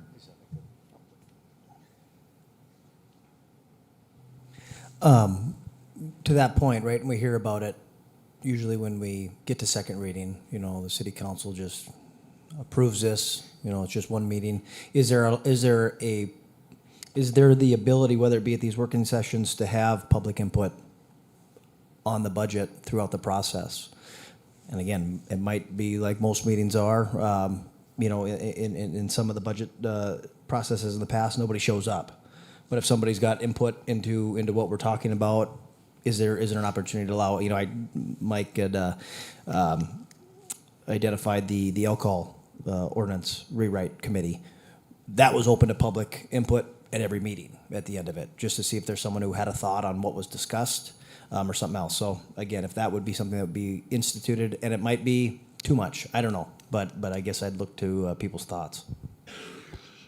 You know, we have public comment at every regular meeting, so which is mandated by state law. So we certainly have people have an opportunity, and they have an opportunity to get each of us individually, whether it's in the grocery store or via email or a phone call, or, you know, so I guess if transparency is good, I guess we, you know, we have to decide if we want to add a second public hearing to, you know, the process. City Clerk. And two, some of these questions are great to have. I think it's a discussion that we were maybe planning to have in the operating norms. But an idea has been floating around about maybe moving personal appearances up in the agenda meeting time so that they're speaking prior to the items and you're hearing it prior to instead of afterwards, which would need an ordinance change, but it would basically allow all of them to talk about budget or anything like that prior to the item again. So we were going to talk, spoiler alert, we were going to talk about that in a little bit. Just to provide context to that as well, we used to take public comment at the beginning, and then we had the feedback that how was someone supposed to get home from work, drop off their kids, feed their kids, get to a council meeting, and give public comment. And actually, I'll be honest with you, I think one of the individuals was Travis Zablotny, who was pretty active at our meetings, had said, how am I supposed to get here at 5:30? And I'd have to look back to some of the comments. Again, it's a double-edged sword. It works for some, it doesn't work for others, but. Mr. Mayor. Alderman Blessing. To that point, I think, you know, I don't think there's anything that stops us as council members from bringing a motion to open a public hearing on any item. And so I think what we ought to do probably, Because I tend to think of personal appearances as, look, it's a set thing. You always want to have it, right? It's always a good thing. But I've referenced the legislative model, which is, have the public hearing and then, you can immediately vote as kind of the model here. I think we should have it be more the norm that we actually call for that. If we know that there's people that are there that really want to be heard, let's start doing that. Because then we don't have to mess with it. We don't have to Paul's point, we don't have to worry about people worrying about the time. Because if there's an item they're worried about, they should be here and they should want to come to the podium. So I'd love to see that as more of a norm for us, where we know people want to be heard, to do it as part of the item. City Finance Director. We can have that public hearing at either reading of the budget. I think the reason it's traditionally been done on first reading, the city manager presents the budget at a meeting, the council adopts a preliminary budget, then the next time it's in front of them is the public hearing. So they've had some opportunity to familiarize themselves with that. The thing we would want to avoid is not having the public input until the second reading, and then all of a sudden we have an outpouring about some issue with the budget and we have a polar shift at the last minute. So I think that's why we traditionally want it at the first reading. We certainly could accommodate that somehow, or have some other session or an opportunity at the second reading as well. One thing I also wanted to touch base with a little bit in regards to these types of meetings, and we saw this a little bit last year, and that was one of the things we identified in our review of the process, that I think we all agreed that we liked the workshop or the session that we had. I think our expectation, it was going to be more conversational and discussion and getting guidance. And there were a number of motions that came out of that meeting. And I don't want to say that we weren't prepared for, but there was a lot of discussion afterwards, and we probably didn't have all the information surrounding those motions at that time. So one of the things that our discussion is if we try to keep these work sessions, and get general guidance from the council, and then we can bring, if it requires formal action, we can bring formal action to the next council meeting where we have the opportunity to address those questions. It's a lot more transparent. It can be noticed on the agenda. We can take action. And since we have these work sessions scheduled fairly regularly, we think we can get that into the cadence of the meetings and accommodate everything and keep us on track too. So just, that was a suggestion that we had from the last year. There were a lot of good things that came out of changing up last year's process, and this has kind of been an evolution the last several years. It seems like every year we pick up on some things that work, and there are also some things that don't work, and we have a number of things that we've identified that we think we're starting down the right path that we just need to carry on a little further. And some of that is looking at changes to the ordinance and how we manage budget amendments, and some of the things that we can handle with formal council action, some things that maybe can be handled administratively and reported to the council, to add a little flexibility, but still have that transparency and accountability that we have to have. So that's something that we're talking about looking at. Currently in ordinance, the budget is adopted as an ordinance, which requires 2 readings. And traditionally, we've always been able to make changes on second reading. So I would agree with Alderwoman Olson that we want to clarify and make sure, and that was where some of the confusion came in last year. So we want to make sure we're all on the same page, but traditionally that has been, and not just on budget, any ordinance. Sometimes there's clarification or minor changes that can happen, and they can be made on second reading too. So, Mr. Mayor. So just to your one point, Dave, one of the things that I think has gutted the process a little bit for the public's feedback is that the state changed the law so that we don't get a preliminary statement. So we no longer see whether our taxes are going up and down based on the preliminary budgets that are passed. And for me, I think that's a mistake. I think the state messed that up, to be honest with you, because I think that's really the only feedback mechanisms that's going to animate the public at all. And with that, I just want to clarify one thing. So the way that this is laid out, Tom, and Dave, so right now in here on the 14th, we've got a special, the last two meetings are both special meetings dedicated to budget work. Is that correct?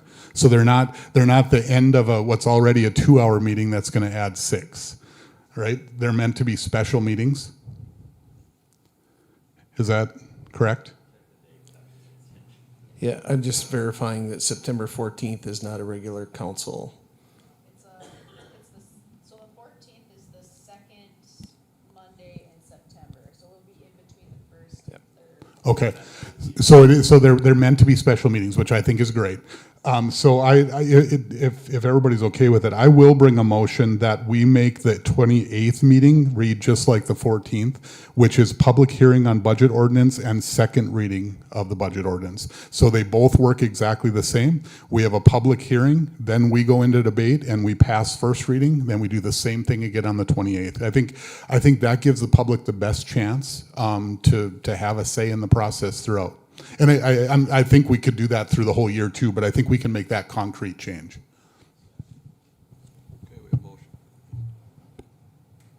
Okay, we have motion and a second. Discussion of the motion. Mr. Mayor, I would just like to clarify, we do have to provide a date for our public hearing. So maybe we could have a public hearing, but we could designate either the first or the second reading as our official public hearing. Mr. Mayor, if I could, I'll add that to my motion to continue to designate the September 14th meeting as the legal public hearing. Okay, friendly amendment, agreed. Okay. Discussion. Okay, seeing none, city clerk is scribing the motion and now is ready to take the roll. Go ahead, city clerk. Blessum? Yes. Fuller? Yes. Faith? Yes. Janser? Yes. Olson? Yes. Pittner? Yes. Samuelson? Okay. Good discussion. Anything further?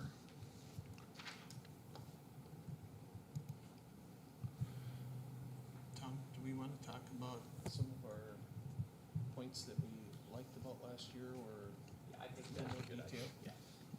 Okay, city finance director or city manager, whoever's taken that.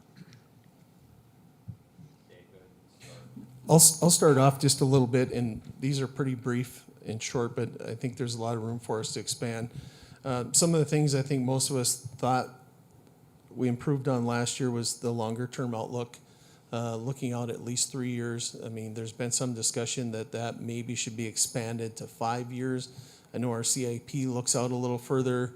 Typically, those projects are large dollar amounts and very impactful. One of our concerns was if we get much beyond 3 years, we lose quality in our forecast anyway. So 3 years seemed to be a number we could land on that it gives us a little clarity on what we have coming. But once we get, like I said, a year or two out, we start to lose fidelity with that anyway. So I think we're comfortable with 3 years. The multiple scenarios, to be honest, from my perspective, I thought that was useful last year, but it was a ton of work. And it was a ton of work for all of the departments. There was a lot that went into it. I'm not so sure that we want to recreate that or continue with that. And I think that's why we've changed gears a little bit more to getting the guidance from the council up front to give us a target. And then we can develop according to that target, and we can make adjustments from there, either with services or funding or whatever we have to do. But we focus in on a specific target early on, keeping in mind that obviously it's an election year, so in the middle of the budget season that things may or may not change, we don't know. But we would just have to pivot with that if there is a change. And there's different direction given, that would be something that we would just have to adjust and move on from there. One of the things that we tried to do a little bit last year, and it's on my list of things to focus on more, is we attempted to refine our revenue projections last year. And we did make some headway in some areas, and we've come up short in some other areas. So for my department, that's going to be a focus this year to try and really hone in on those revenue projections. We've missed the mark on a few of them, both directions, where some of them we definitely thought we were going to bring in more revenue than we did. And there were some other ones we were the other direction. So overall, we think we're okay, but that is something that we're still trying to refine and focus on more from my office. Last year, we expanded some of the analysis of the impacts by going through these scenarios. You know, what happens if we have to cut 3%? What does that mean for services? So that's something that we think we accomplished last year, and something that I think we need to continue evaluating as we move forward. So the things we really thought worked were the long-term outlook, expanded detail.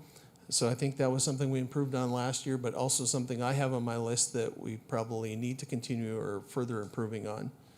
And then forcing ourselves to evaluate operations. When we started looking at the -3% scenarios, we had to really start looking at what was important. And to get to -3%, in some instances that, you know, it had impacts to staff, and coming along with that was possible impacts to services. The things that that I listed out for room for improvement is, again, additional line item details. We're still seeing some things that are pretty vague and big dollar amounts. So, and I know sometimes that's difficult. We don't know how much we're going to spend in toilet paper, you know, at a facility that's open to the public or whatever it might be. But trying to hone in on some of that and get a little more detail. So that's something we're working on. I have this listed as still signs of fluff in the budget, and I don't want to be real negative with that, but we're still seeing some things that you know, weren't necessarily contemplated and lined out in the budget that we're seeing early on already in this year. So I think there's still some room to work on, again, getting that additional detail and honing in on those things. Budget management and evaluation of the use of budget amendments, I already talked a little bit about that. This is a project we've been working on. We have a draft change to the budget. We've been working on this for a couple of years, and we've changed all the other processes, so we've kind of shelved it a little bit. But I think that's something that we intend to evaluate and bring back for consideration too, and get some additional guidance on that. Further refining coding expenditures to the proper object code. We've seen some of this, a little bit of slippage where I have money in one object code but not in another object code. So we'll code it to the one where we have money in. And this goes along with our ability to move money between object codes and some of the flexibility we want to have.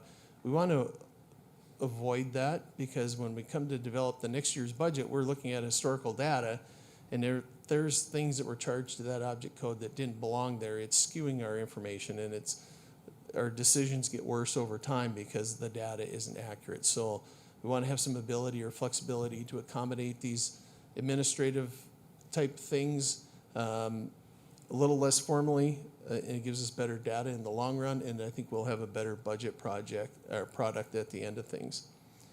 And then, and Tom already addressed this a little bit, but evaluating requests based on the priorities of the organization and just looking larger picture, not so much on our own field of vision, but evaluating those requests organization-wide and taking a little bit of a different perspective on that. So those are some of the things that we identified just on the short list, and I'll pass it over to Tom. Thank you, Dave. I appreciate that. And specifically, I want to highlight one. So it's like, well, maybe what was he talking about? So about a year ago when we were talking about presenting the accounts receivables to council, I think it was President bless him, who said, you know, maybe there's a threshold. We don't have to approve every one of these. And that's kind of the thought that I'm taking in talking with Dave. And then he said, hey, we've been working on that for a couple of years. So, hey, Tom, it wasn't you don't get points for the good idea. But it's maybe establish some thresholds, whether that's monetarily or what have you, where that you give me as your city manager, as your chief executive officer, the discretionary authority to move some things within an approved budget.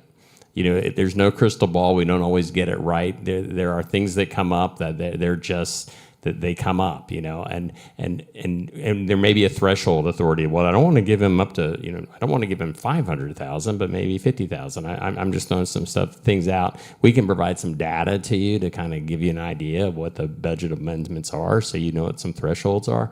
But then you give me the authority to do it. I work with the finance director, the department head, and our comptroller, and we do that, and then we report back to you. Our initial thought is on a quarterly basis. We give you that report. I work for you. I'm your chief executive officer. If you have issues, you tell me about it, and we go from there. But that I think right then and there, that actually saves significant time and effort just on staffing of council memos and budget amendments. So that's kind of that's where I am on it. We don't have the specifics, but generally, that's my thought. Mr. Mayor, if I could. Alderman Blessam. Yeah, thank you. I think that's a good direction. And I think that as with a couple caveats, one, I actually like how we've laid out the write-offs. I think it just gives some clarity to it. And, you know, I would be open if you guys thought it would be better. I think are we doing monthly right now? I think we could go to quarterly if it makes more sense. I think any of that's fine. But I think that is a good model, that we set a threshold and, you know, they require your approval, Tom, and that we see them, you know, even if it's on a consent item or something along those lines, because I think that there is a certain level of discretion that would be useful. But then I'll say my second caveat, which is what I don't want to see then in that world is I don't want to see a bunch of departments that have, you know, $50,000 office supply budgets that are then manipulated to be the slush fund for what's needed throughout the year. We all acknowledge there's stuff needed throughout the year. That's no issue. I think we just want to have a sense of what that is rather than being just a block of cash that each group has that can be handled administratively. So I think we can absolutely get there, because I think we all see the value in that. We just want to have kind of those assurances and safeguards up front. Finance Director. Mr. Mayor, members of the council, and that's kind of exactly what we're trying to get at. And I'll give a couple of quick examples. We just recently raised our capital asset threshold to $10,000. It used to be at $5,000. Well, if we have something that we're anticipating purchasing that's near that threshold, and let's say we budget it in as a capital item, and when we go to procure it, it comes in just under the threshold. Well, now we have to do a budget amendment to move the funding from the capital fund to operating. So it's a formal action that we have to do, even though it was considered in the budget, it was attached to that department, it was for that item. We're just moving funds, but it's a budget amendment. So we bring those to council for your approval. So that was one of the examples that we identified, or it could be the exact opposite. But it was considered in the budget, it was lined out, it was something that was approved. It's just an administrative process to get it into the correct area, so that we account for it correctly. So that was an example. And the other example is exactly what Alderman Blessam said. You know, we're trying to refine these projections. We're sometimes 18 months out, so we know it's not a crystal ball. But sometimes, you know, paper products, the price goes way up. Well, we need some flexibility. Maybe something else went down, but we can move the monies between those object codes to accommodate what we're actually experiencing in the market without having the necessity to build that leeway into the budget ahead of time. So it allows us to refine those projections a little bit, get a little leaner on the budgets, because we know that we have some flexibility to be able to accommodate what we actually see in the marketplace. And Mr. Mayor, if I could just add to that, you know, because the other perspective I think that I talked about a lot in last year's budget is we have typically, or at least over the last few years, run with very healthy reserves. That's a safe position to be in, and again, there's a good debate around that, but that's what we've done. That says to me that we don't have to budget for every contingency. We don't have to say, look, we need again the public to give us this money, the same money we did last year when we didn't use it all. And I think we can choose on the budget side to run a little leaner, ask the public for a little bit less as long as our reserves remain healthy. I don't want to do both. I don't want very healthy reserves and budgeting for every contingency. I want to do one or the other. Let's budget for every contingency, but run tighter reserves, or vice versa. So that I think this is all a really great concept and the right way to go. So I think we just want to get the right path set so we're all comfortable with what we're seeing.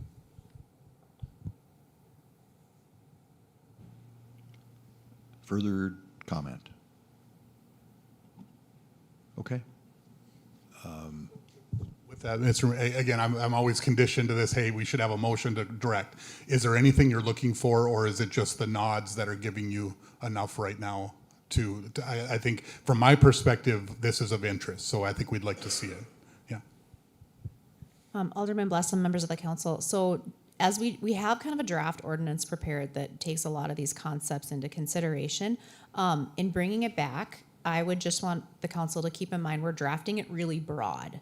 So keep that in mind, and if you want to nip it in a little bit further in terms of how much authority you want to give staff, the deference that you want to give, I mean, just keep in mind we're going to give you a broader ordinance, and then if we want to walk it back, we can. So I think that'll at least give us a better talking point moving forward as we continue the conversation.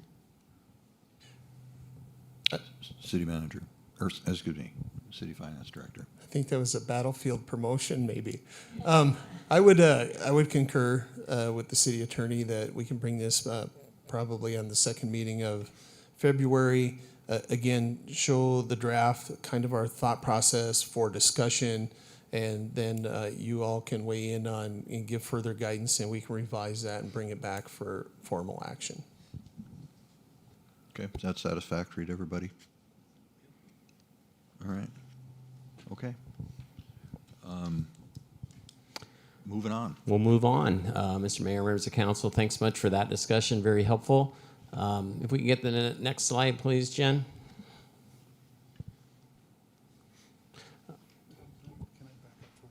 Yes, please. Alderman Blessum. Thank you, Mr. Mayor. I apologize for deviating. It'll be hopefully short. One of the things that did I lose it? Okay.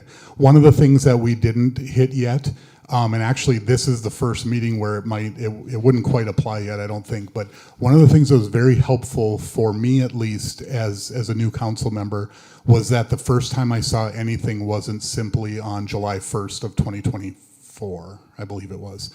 And so my thought, and I'll throw this out, I can make it into a motion if we get there, but my thought is that anybody who has turned in petitions that are certified should be brought into our discussions, at least as the way that we kind of did it, that I thought was perfectly fine. We were sort of secondary participants. The council would have its discussion, and we at least got to hear it, and then we could give a little bit of thought. And I think that for me worked very well, and I felt at least reasonably prepared to make decisions within 3 weeks of actually getting sworn in. So for my colleagues, we don't know what the election's going to hold. If all four of you run and you are all here, then hey, we got the team and we're rolling. But there's a reasonable chance that we'll have new members, and I think it's good to have them not from the street, essentially. So I don't know if there's a good way to go about that. If what I just laid out is agreeable, but I'll make it as a motion just to make that work. So, Mr. Mayor, I would make a motion that we include any candidates for council or mayor that have certified petitions and will be on the ballot in June. Okay, second. So, moved and seconded. On the face of it, I think you've hit on something that has been past practice, but it's certainly fine to formalize it. We, walking in, without that participation, or at least being allowed to be an observer, you're in a pretty tough position, because it's a complicated process and a complicated budget, and so I think this is something that was good that we've been doing. Further discussion. Alderman Pittman. Yeah, just to that point, I think it's always been standard, like best practice. But yeah, again, formalizing it is fine. But I remember my first election, I was invited. I was actually given a preliminary budget packet. So Okay. Seeing no further discussion, we have a motion and a second. I think we can call the roll. Wessam? Yes. Fuller? Yes. Hayes? Yes. Janser? Yes. Olson? Yes. Bittner? Yes. Samuels? Yes. Okay. Moving on. Okay, thank you, Mr. Mayor, members of council. So the next portion of this agenda, I just want to talk a little bit about strategic plan. I talked about it, again, during the hiring process. For me, we talked about it a year ago, in December of 24. We got together again in January of 25. And I'm also going to be asking our aspiration leads if they have any comments. So next slide, please. This is so short and specific that, and just so you know, I talk about this with our new hires. Like, this is easy, but easy in a good way. You all participated in this. It's direct. It's up front. We can put our arms around it. Okay, we can put our arms around it. That our foremen, our first line supervisors, our superintendents can keep this discussion going, right? So vision, mission, okay? We got that. Next slide, please. We talk about this all the time, okay?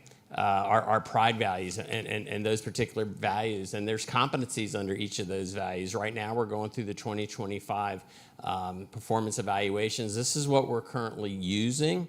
What we're trying to get to, and what I've tasked the department heads, is that next year under each of these values, we have at least one objective measure, something along the lines of, conduct X, Y, Z 95% of the time with less than 3% errors. I'm just throwing something out. It's an objective measure. Why? Because if we get to a performance-based award system, we have to have objective measures. Then it's all subjectivity. So we're working towards that. Next slide, please. This is where I'm going to be straight up with you. We're having troubles. And this isn't any of your fault, okay? This is, we're all part of this. We have these 4 very broad city aspirations that were developed some years ago. We refined them a bit with this council, less Mike Hayes, who wasn't on the team yet, about a year and a half ago. We stood up leads for each one of these to get to some metrics and some action plans. And like I mentioned in October, and we're still there, we are barely out of the batter's box. Okay, and I believe there's some reasons for that, and we'll talk about that in a bit. And we might get back to it. I want to hear from you. Next slide, please. This is all the taskers, and you're not meant to read any of these, right? So, any of you know, if you wrote down this many tasks to get after significant things, I'm sorry, it's too many. It's too many in 1 year. It's too many in 3 to 5 years is what a typical strategic plan in this day and age is, which goes along perfectly with Dave's comment about having a 3-year budget. If we better understand the strategic priorities, we develop a 3-year budget, that'll help us get there. I'm not saying any of these aren't important, but it's hard to determine which one is the most important. So this concept of a wildly important goal, some of you may have heard of it, others not. I was introduced to this about 10 years ago. A wildly important goal is a breakthrough goal, which I think we have partially, and I'll talk about that in a minute. But so the best example is in this book by Chris McChesney. A wildly important goal, a breakthrough goal, is when President Kennedy said, we're going to put a man on the moon by the end of the decade. There was a time constraint. It's what we're doing. And you know what? We hadn't had a man on the moon. This is a breakthrough goal, right? That was a breakthrough goal. I'm not saying we're going to get to something that lofty here in the city of Minot, and I'm not saying that. But we as staff don't feel like we have a breakthrough goal. What we're doing right now, and you all participated in this about a year ago, is the #1 goal is to be fiscally responsible. And we got that. And it's my job to ensure that we do that we remain fiscally responsible and explain to you and the public where our monies are going to provide services, okay? And we probably, like most communities, can do a better job of that. I mean, I'll be the first to admit. But that's it, right? And if, next slide, please. If you, and this isn't a decision to be made today. This is something to, I'm sorry, Jen, was there the pyramid slide in there somewhere? That one, okay. This is something to think about if there's something beyond that. So again, I've only been, a part of this community for 2 years now. But certainly post 2011, there was a strategic goal for the community, as I understand it, to pursue the flood control, okay? I get that. Now we're still doing flood control, and we talk about it. We have SRJB. Jason Sorensen is our city rep on that. We get briefs on it. It's still going on. And it may or may not be the strategic priority, but it's now become one of many priorities, right? And so that's how we're doing it. We have a lot of priorities. They're competing priorities. But I don't think, from my perspective, that we really have the most significant. And if the most significant really is fiscal responsibility, we'll get to that. And then my what I owe to you with our department heads is just how to continue providing our municipal services in the best way possible based on whatever that target. But I just share that real quick, and I met with the aspiration leads and a couple weeks ago and said, like, what's going on and why aren't we where we want to be? And there's a number of reasons for that. But if any of the aspiration leads want to share at all, I mean, feel free. I think it's important for council and others to hear your opinion on why we haven't gone out of the batter's box. Anybody care to say anything?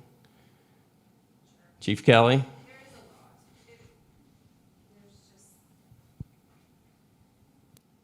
A lot, and some of them require money. And there's no money for it. So that has been probably the most difficult. Also, it would be nice to know what do we want to look like? I mean, safe and welcoming, and what does that look like? And if we could have a vision for that, because it's all these things that we're tangibly doing doesn't seem to say safe and welcoming, in my opinion. But I think we just need to revisit them.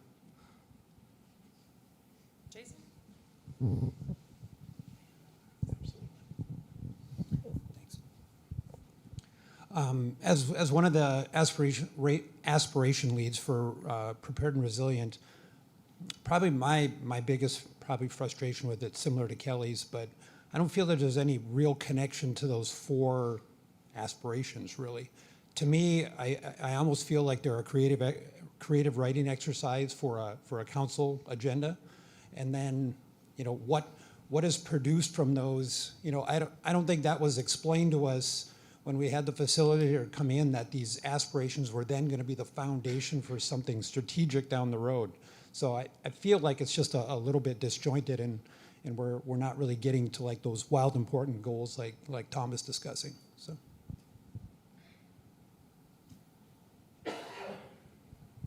I'm hitting our 3rd aspiration lead now. So, Brian? Thank you, Tom. I oversee Dynamic and Prosperous, and some of the goals that we had in our group was to expand development opportunities and housing opportunities in our community. And like Chief Kelly said, that requires a financial commitment from the council to incentivize those kind of opportunities to make it possible. We did some developer training last year with some aspiring developers. I've got one person now that wants to, that actually has bought a mobile home park, an old one. He's renovating it. He's removing all the older mobile homes and putting new homes in there. That's his project for this year. But he's a very new developer. It takes time for him to actually become a big-time developer and work on major housing projects. So that's his goal in the future. But I believe that for us to really be aggressive with getting new housing developments in our community, we're going to have to make a financial investment in that area. The other goal that we had was economic development modifications, and the council made that decision at a previous meeting. So we'll be working with the city attorney's office to get that language straightened out in the guidelines of the facade improvement program. And we'll bring that back to a future council meeting for final ratification. But yeah, it's not easy. These goals are very major. They require financial investment, and it's something that's not currently in my budget. And I'm not going to put Jennifer on the spot. Jennifer Clean, she's our lead. You're going to come out? All right. So Jennifer has had excellent and connected. Jennifer? Yeah, I have excellent and connected. And I'll just say that I'm a very deadline. I like deadlines. I like a finish line. And one of our strategies in Excellent and Connected is to communicate more with the public. I definitely agree. I have an entire department that takes care of that, but there is no finish line on that. And I think that's the frustrating part for me. No, I appreciate that, Jen. So again, we own a lot of this. I'm not putting this on council.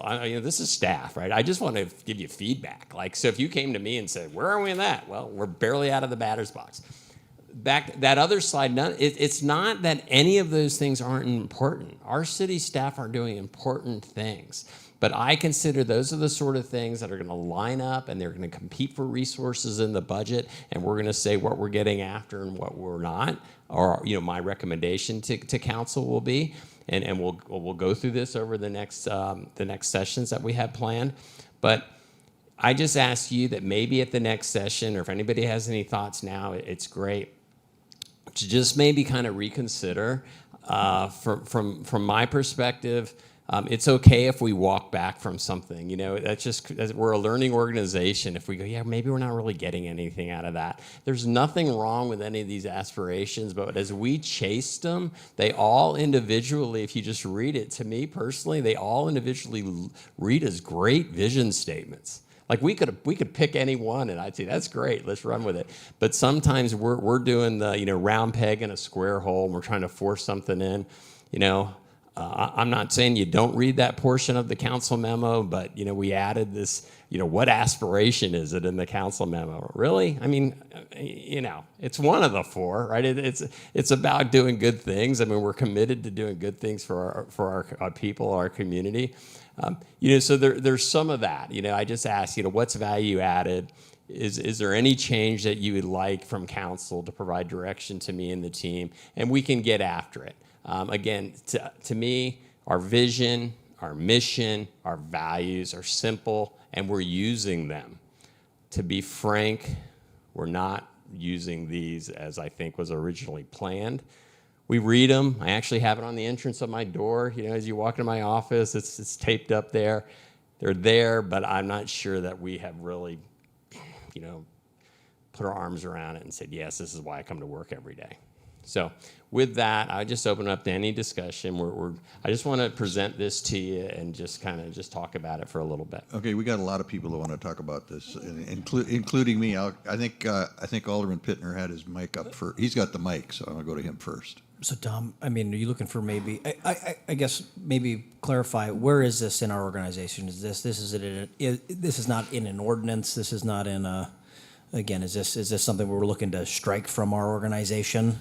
I get it, and again, if it's just something that it's an exercise we go through, which I don't think is a bad thing, but also even being tied to these items, they change from year to year, they change from council to council, and we did that when council changed over. We looked at it. I thought it was a good exercise in that moment.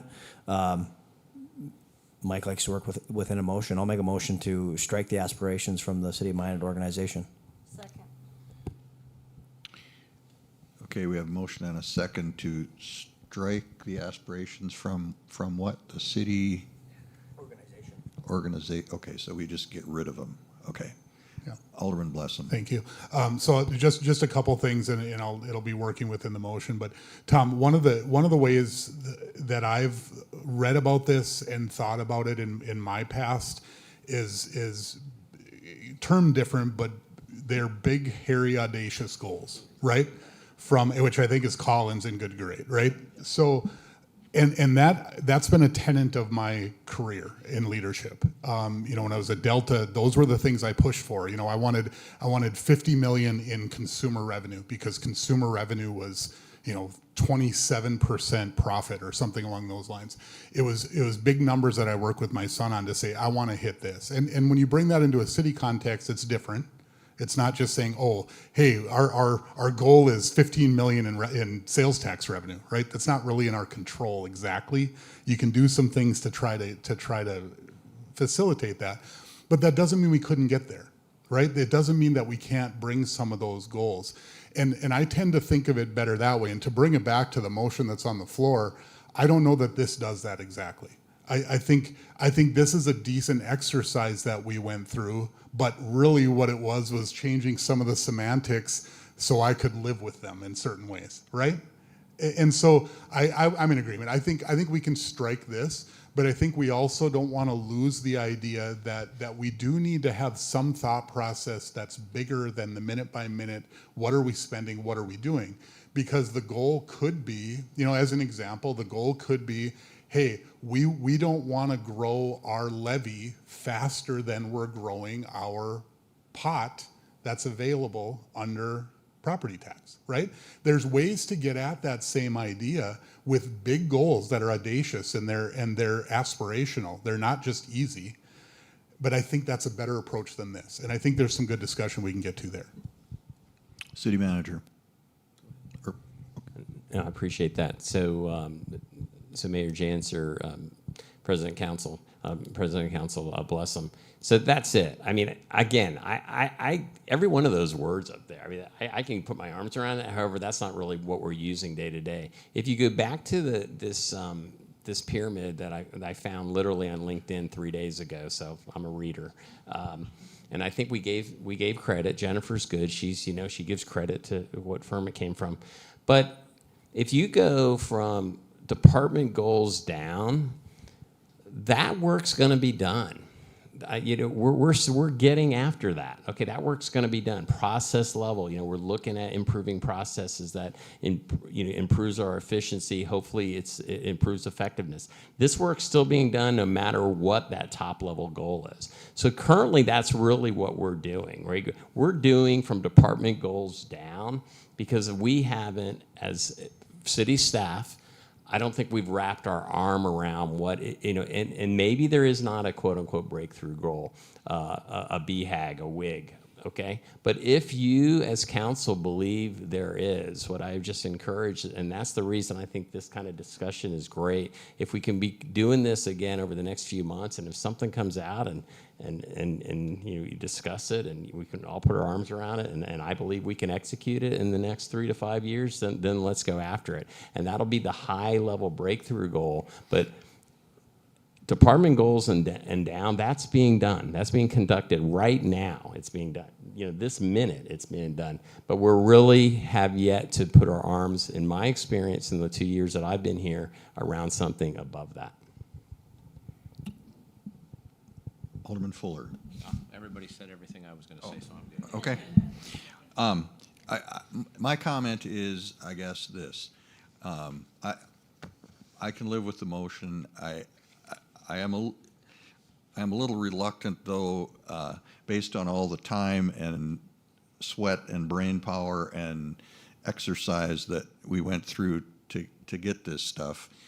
And there's nothing really wrong with it, except that maybe we took something that really should have been just some bullet points under our vision and tried to operationalize it, when in fact it isn't an operational thing, it's a vision thing. And so my only reluctance on the motion is, maybe we ought to just sort of keep that around in that way, or something similar. So, city manager, go ahead. Yeah, Mr. Mayor, members of council, those of us been around for a while. Strategic plans go a lot of different ways. Different firms do different, different, use different methodologies. But if you're thinking organizations that are moving forward, they do have some kind of a strategic plan. but they also, some have shorter vision statements and some have longer. And to your point, Mr. Mayor, again, I can wrap my arms around every one of these, but it's nothing there is kind of executable. You know, I don't feel like we've really identified anything executable. So that might be a consideration for council to take. Is you know, the bumper sticker vision is what it is, building excellence with our community. And the more in depth, you know, if something that we were going to put on the website, something that we're going to put in a stakeholder report, you know, et cetera. These other statements are just, you know, kind of an explanation of that. It's just a little bit more information. But I just wanted to really report to you all that you know that I am not comfortable that we have really moved the needle in terms of major projects on any one of these yet. We've done some great work. But again, to your point, Alderman Blessum, anything we've done, I wouldn't put in the category of a BHAG or a WIG. Not saying it's not important. So I just want to share that. I agree with the mayor that it's all important. It's just like, do we throw the baby out with the bathwater or don't we? You know, we keep it, but it's just for your understanding that we really haven't identified a WIG or a BHAG related to any one of these.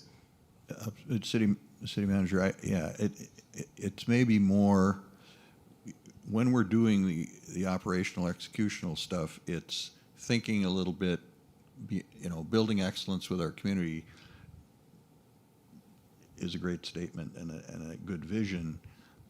This stuff is maybe more, okay, as we're doing that, as we're doing the operational stuff, let's think about these in terms of kind of who do we want to be, what do we want to be, and you know, and maybe you just do it anyway. But yeah, thanks for your comments, Alderman Blessum. Yeah, thank you, Mr. Mayor. So the one question I would have, you know, Jason, Kelly, you guys would do you feel like we're throwing out a whole bunch of work? I don't. Or is this an extra part of your guys' day that you're just as happy to have us remove it as well? I mean, yeah, because again, I want to be sensitive that, as the mayor said, I don't think anybody's saying that what we've got doesn't matter. I think we're just saying operationally it doesn't serve us the way we thought it might, and as you said, turning that into action doesn't actually work that way. So I'm getting nods. Is that? Yeah, okay. So I think we're all on the same page with that part. So thank you. Alderman Fuller. Yeah, I just was going to say, like, you know, last year when we did this, as Paul said, it was a good exercise, but that's what it is an exercise. Trying to take a bunch of words and tie them into how you run your organization isn't always feasible. I would much rather have our department heads working on some of these great, huge ideas and things that we want to do within the city and bringing them to Tom and to bring to us rather than trying to shoehorn these into whatever we want you guys to do with them. Alderman Pittner. So on the note of an exercise, and again, I think it's a good thing to do. We talked about doing this every election cycle, maybe not every year, but every election cycle when you get potentially a new council. You know, and we talk about, you know, the deliverables and the action items. Would it be, if we were to still go through that exercise, which I don't think is a bad thing to do, when you change over council, to have a workshop out of the gate is good to build some understanding. Would there be any value to replace this exercise with 4 to-dos? You know, hey, in the 2 years that this council has together, what do we want to see done? You know, these are projects, and again, I'll talk from a lot of the stuff that comes in, and we heard it from the new members of the council was, this is what I heard on the campaign. I was actively talking to members of the public. This is what I heard. These are the things that I think are important. These are the things that I think need to be handled as soon as possible. Would that be a replacement? Hey, every 2 years, every election cycle, we get a to-do list, and you know, of the major projects that we need to see done or improved upon, and we can give a finish line. Because you got 2 years before the next council gets seated to have something done. Just throwing it out there. I don't know if that's the right way to do. Just want to hear some feedback. Alderman Blessum. Thank you. I think for sure, whether it gets formalized all the way into that list, at least exercise the new council gets together and has the discussion, we can hear a little more depth from each other just to get to know each other a little bit. Because I think it's easier to understand motivations behind what we're doing if we've had a little bit more than just sitting up there. And I think that's good for all of us. So, you know, whatever that looks like, and Tom, I would look to you kind of as we go through this, and, you know, next, whether it's January or whenever we would do it, I think for the new council, or it could be this summer, I guess, would be a real good thing, whatever that looks like for you, to sort of get us talking to one another and get a little more openness, I guess, with where we're sitting. City Manager. Yeah, I appreciate that. So, Mayor Janser, members of council, to go back to Mayor Janser's point, and City Attorney and I were just sidebarring. Again, I just want to, again, I don't necessarily want to throw the baby out with the bathwater with this, right? The what, our vision of the what, as I understand it, is building excellence with our community. That's easy to say. It's a bumper sticker, and it's a good bumper sticker. I think it was Alderman Samuelson who added the word with, because I think we said in, and it with, right? The with was we are members of this community. We're working with our community. I mean, these words make sense to me. I don't have an objection with any of the aspirations. You know, I think the aspirations are how we do it. It's just, I just wanted to report to you that we're really not moving the needle within a strategic goal with these current aspirations. I don't necessarily say we throw the aspirations out. That's for you to decide, because I personally, as a city manager, do not have a problem with these aspirations. I know a lot of our work, a lot of our teams have worked hard to put goals with these aspirations, which are good goals, but they're really mostly department goals, okay? And they're good, but they're department goals that we're using to affect the whole team, but they're not necessarily, again, that wildly important goal, that big, hairy, audacious goal, as Jim Collins calls it, that we're going, that's what we want to get after in the next 2 or 3 years. So to your point, Alderman Pittner, I think with the 2-year cycle with members of council, you know, this is what was identified. We put targets to it. We report it. That's the other thing I want to do, and I owe to all of you, that, you know, quarterly we should be reporting some kind of performance metrics. We're reporting out. Okay, where are we on this? You know, are we where we plan to be? Are we behind? If we're behind, why are we behind? Similar to what we get from SRJB or NAS or other major projects, you know, so we ought to be doing that. But again, this verbiage, I'm fine with it. Just wanted you to know that it's not, I don't believe, I think Jason nailed it. I don't believe when the team put it together, and even when I was here a year and a half ago with you and we went through this, I don't think we really understood that it was gonna be the kind of the building block for a strategic plan. I don't think any of us really put our arms around that. Alderman Pittner. Yeah, to that point, I don't know if this is for staff as much as it is for council members. Right, I mean, this is, and to that point, right, you put this, you bring these aspirations out every 2 years when you have a council turnover and say, hey, what are the things that we need to get done in the next 2 years? Maybe it's one item in each category, right? But it doesn't guide day to day. It doesn't guide decisions at department levels. It's for the council, and that's where I think, I mean, we came up with it, right, with the help of department heads and whatnot, but this was supposed to be somewhat of a guiding thing, and I'll be honest with you, the only time I ever see these or really pay attention and really factor these into my decisions is when I'm writing a memo to be, you know, considered a council. Well, which box do I have to check? So again, I think that this is something that can guide a council every couple of years. And again, I think if that's something that you guys are asking for, whether it's direction during budget processes or it's clear deliverable projects or goals that need to be done within a 2-year period of a council that's working together, I'd like to see it go that direction. Okay, so we have a motion and a second. You want to read the motion, please, City Clerk? To strike aspirations from the City of Minot organization. Okay, Alderman Blesson. So with the way it's written, I actually think it works with what you just said. It's saying the organization doesn't have to worry about it. We don't need it in our memos. You don't have to try to fit that together. We don't need heads of each one. But we still might come back to this and use it as our way of talking to one another. And I think that works fine. And I think the motion allows that. So. Okay, So, thank you. We have motion and a second. I see no further discussion. Let's go ahead and call the roll. Pittner? Yes. Samuelson? Yes. Blessam? Yes. Fuller? Yes. Hayes? Yes. Janser? Yes. Olson? Yes. Okay, moving on. Mr. Mayor, could I bring one other thing? Go ahead. So, Jennifer, if you don't mind, could you go back to that mission vision slide? So one of the things that I wanted to jump in on here, and Tom, it comes from a discussion we had, I think, during your interview process. It also, I have one of your emails up, and you use a slightly different tagline on the bottom of your emails. You use what the acronym is CARE, and that's be collaborative, be accountable, be results driven, and in the pursuit of excellence. And what I'm wondering, as we have a new CEO at our city and our new city manager, I'd like to hear from you. Should we look at this a little bit? Yeah, and she's got it up here for us. What I'm wondering is as we enter a sort of a new era in the organization, should we look at adjusting the serving our neighbors portion instead of saying with pride, with care?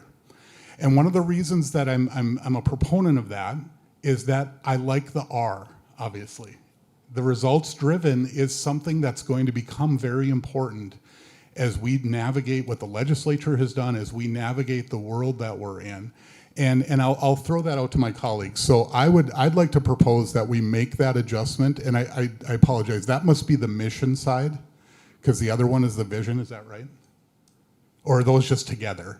So the vision is building excellence with our community, and the mission is serving our neighbors, building our community. Yep. And so my motion would be to change that to serving our neighbors, building our community with care. And it uses the CARE acronym that you've referred to. It's on the bottom of your emails. And I just think it's a way of signifying a new era in our organization. We have motion and a second. Discussion on the motion. I'll just comment. I think this kind of makes sense. I like care. I mean, pride is fine. I like care because it's more engaging, I think, and certainly results driven is a good thing to have in there. So, further discussion. Seeing none, I guess we're ready to vote. I would hold roll until Alderwoman Olson returns. I'm sorry. Okay, we're missing one alderman briefly, so we'll wait I'm getting a request for a 5-minute break. I'll use the chair's discretion. We'll call a 5-minute break.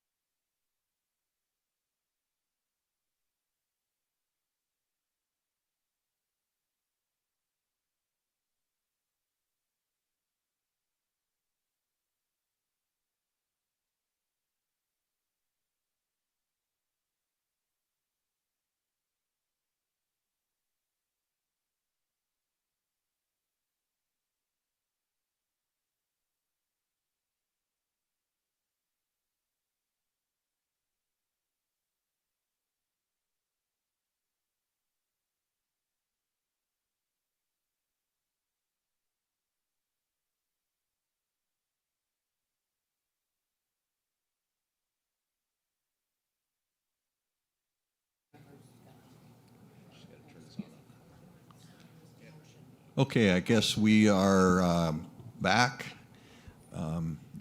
Thank you for coming back. So we have a motion and a second on the floor. Do you want to, since it's been a minute, do you want to read the motion, City Clerk, please? I believe it was to change the word pride in the mission to here. Okay, with the associated additional, yeah. Okay, any further discussion? Seeing none, please call the roll.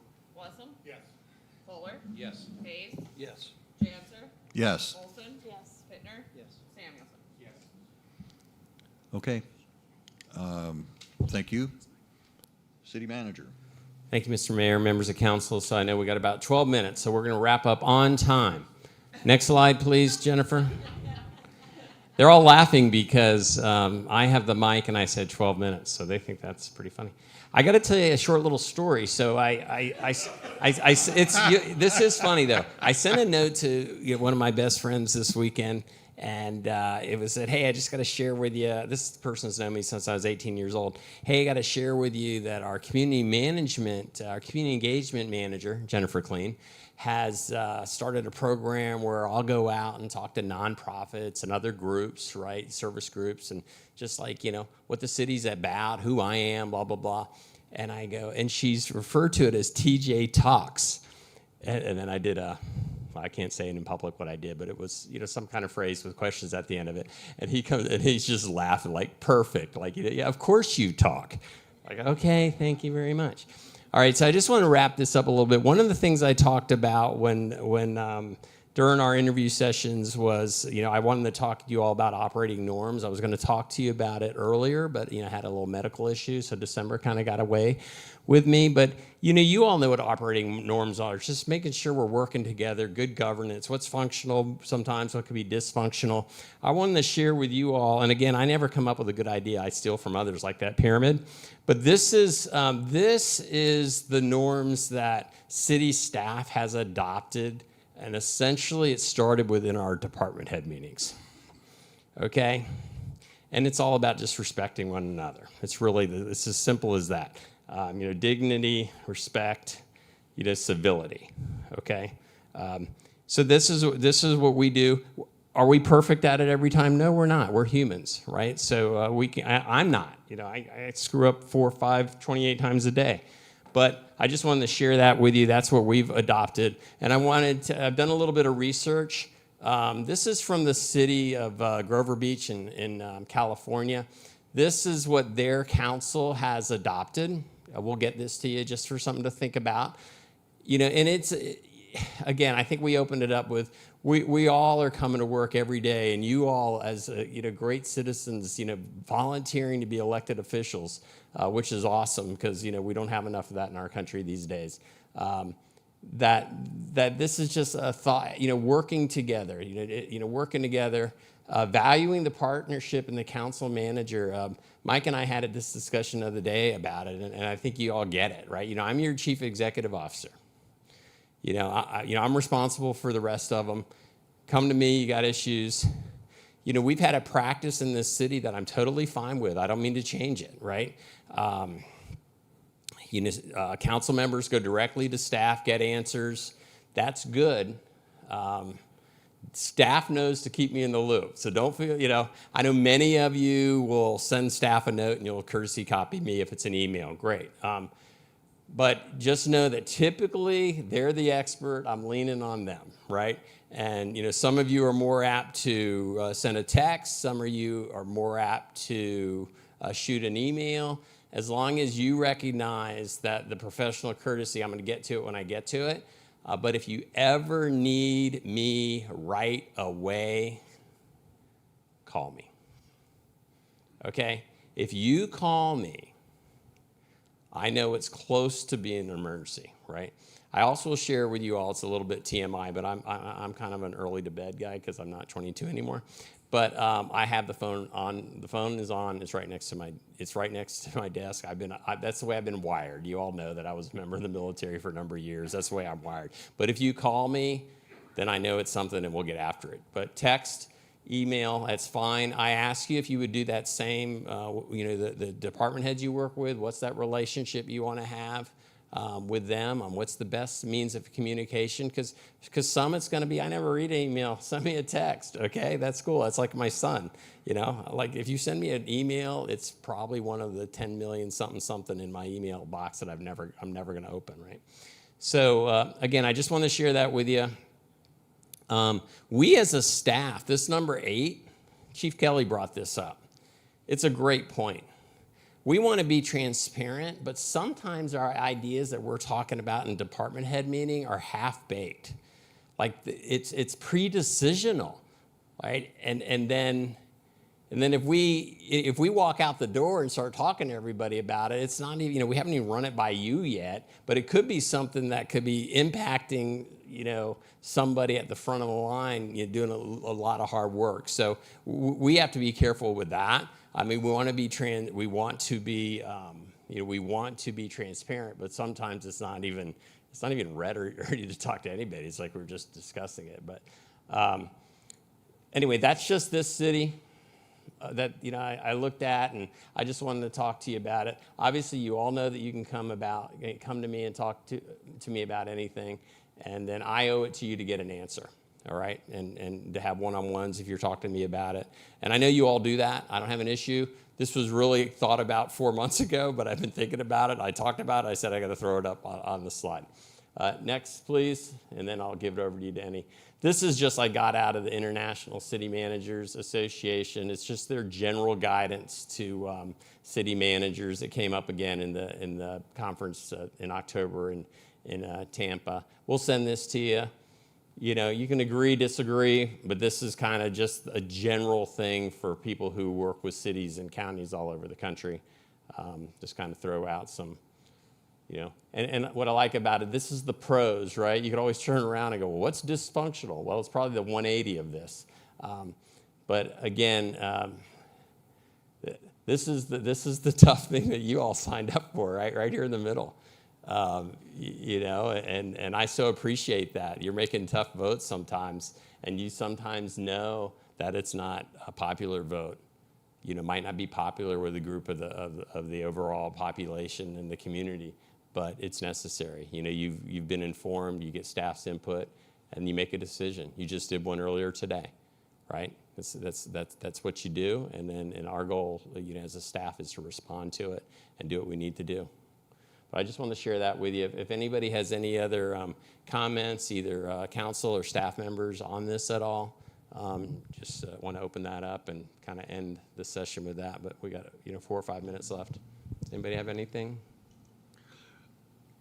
City Manager, I'll just comment that I think all of those are good. The ones that you adopted.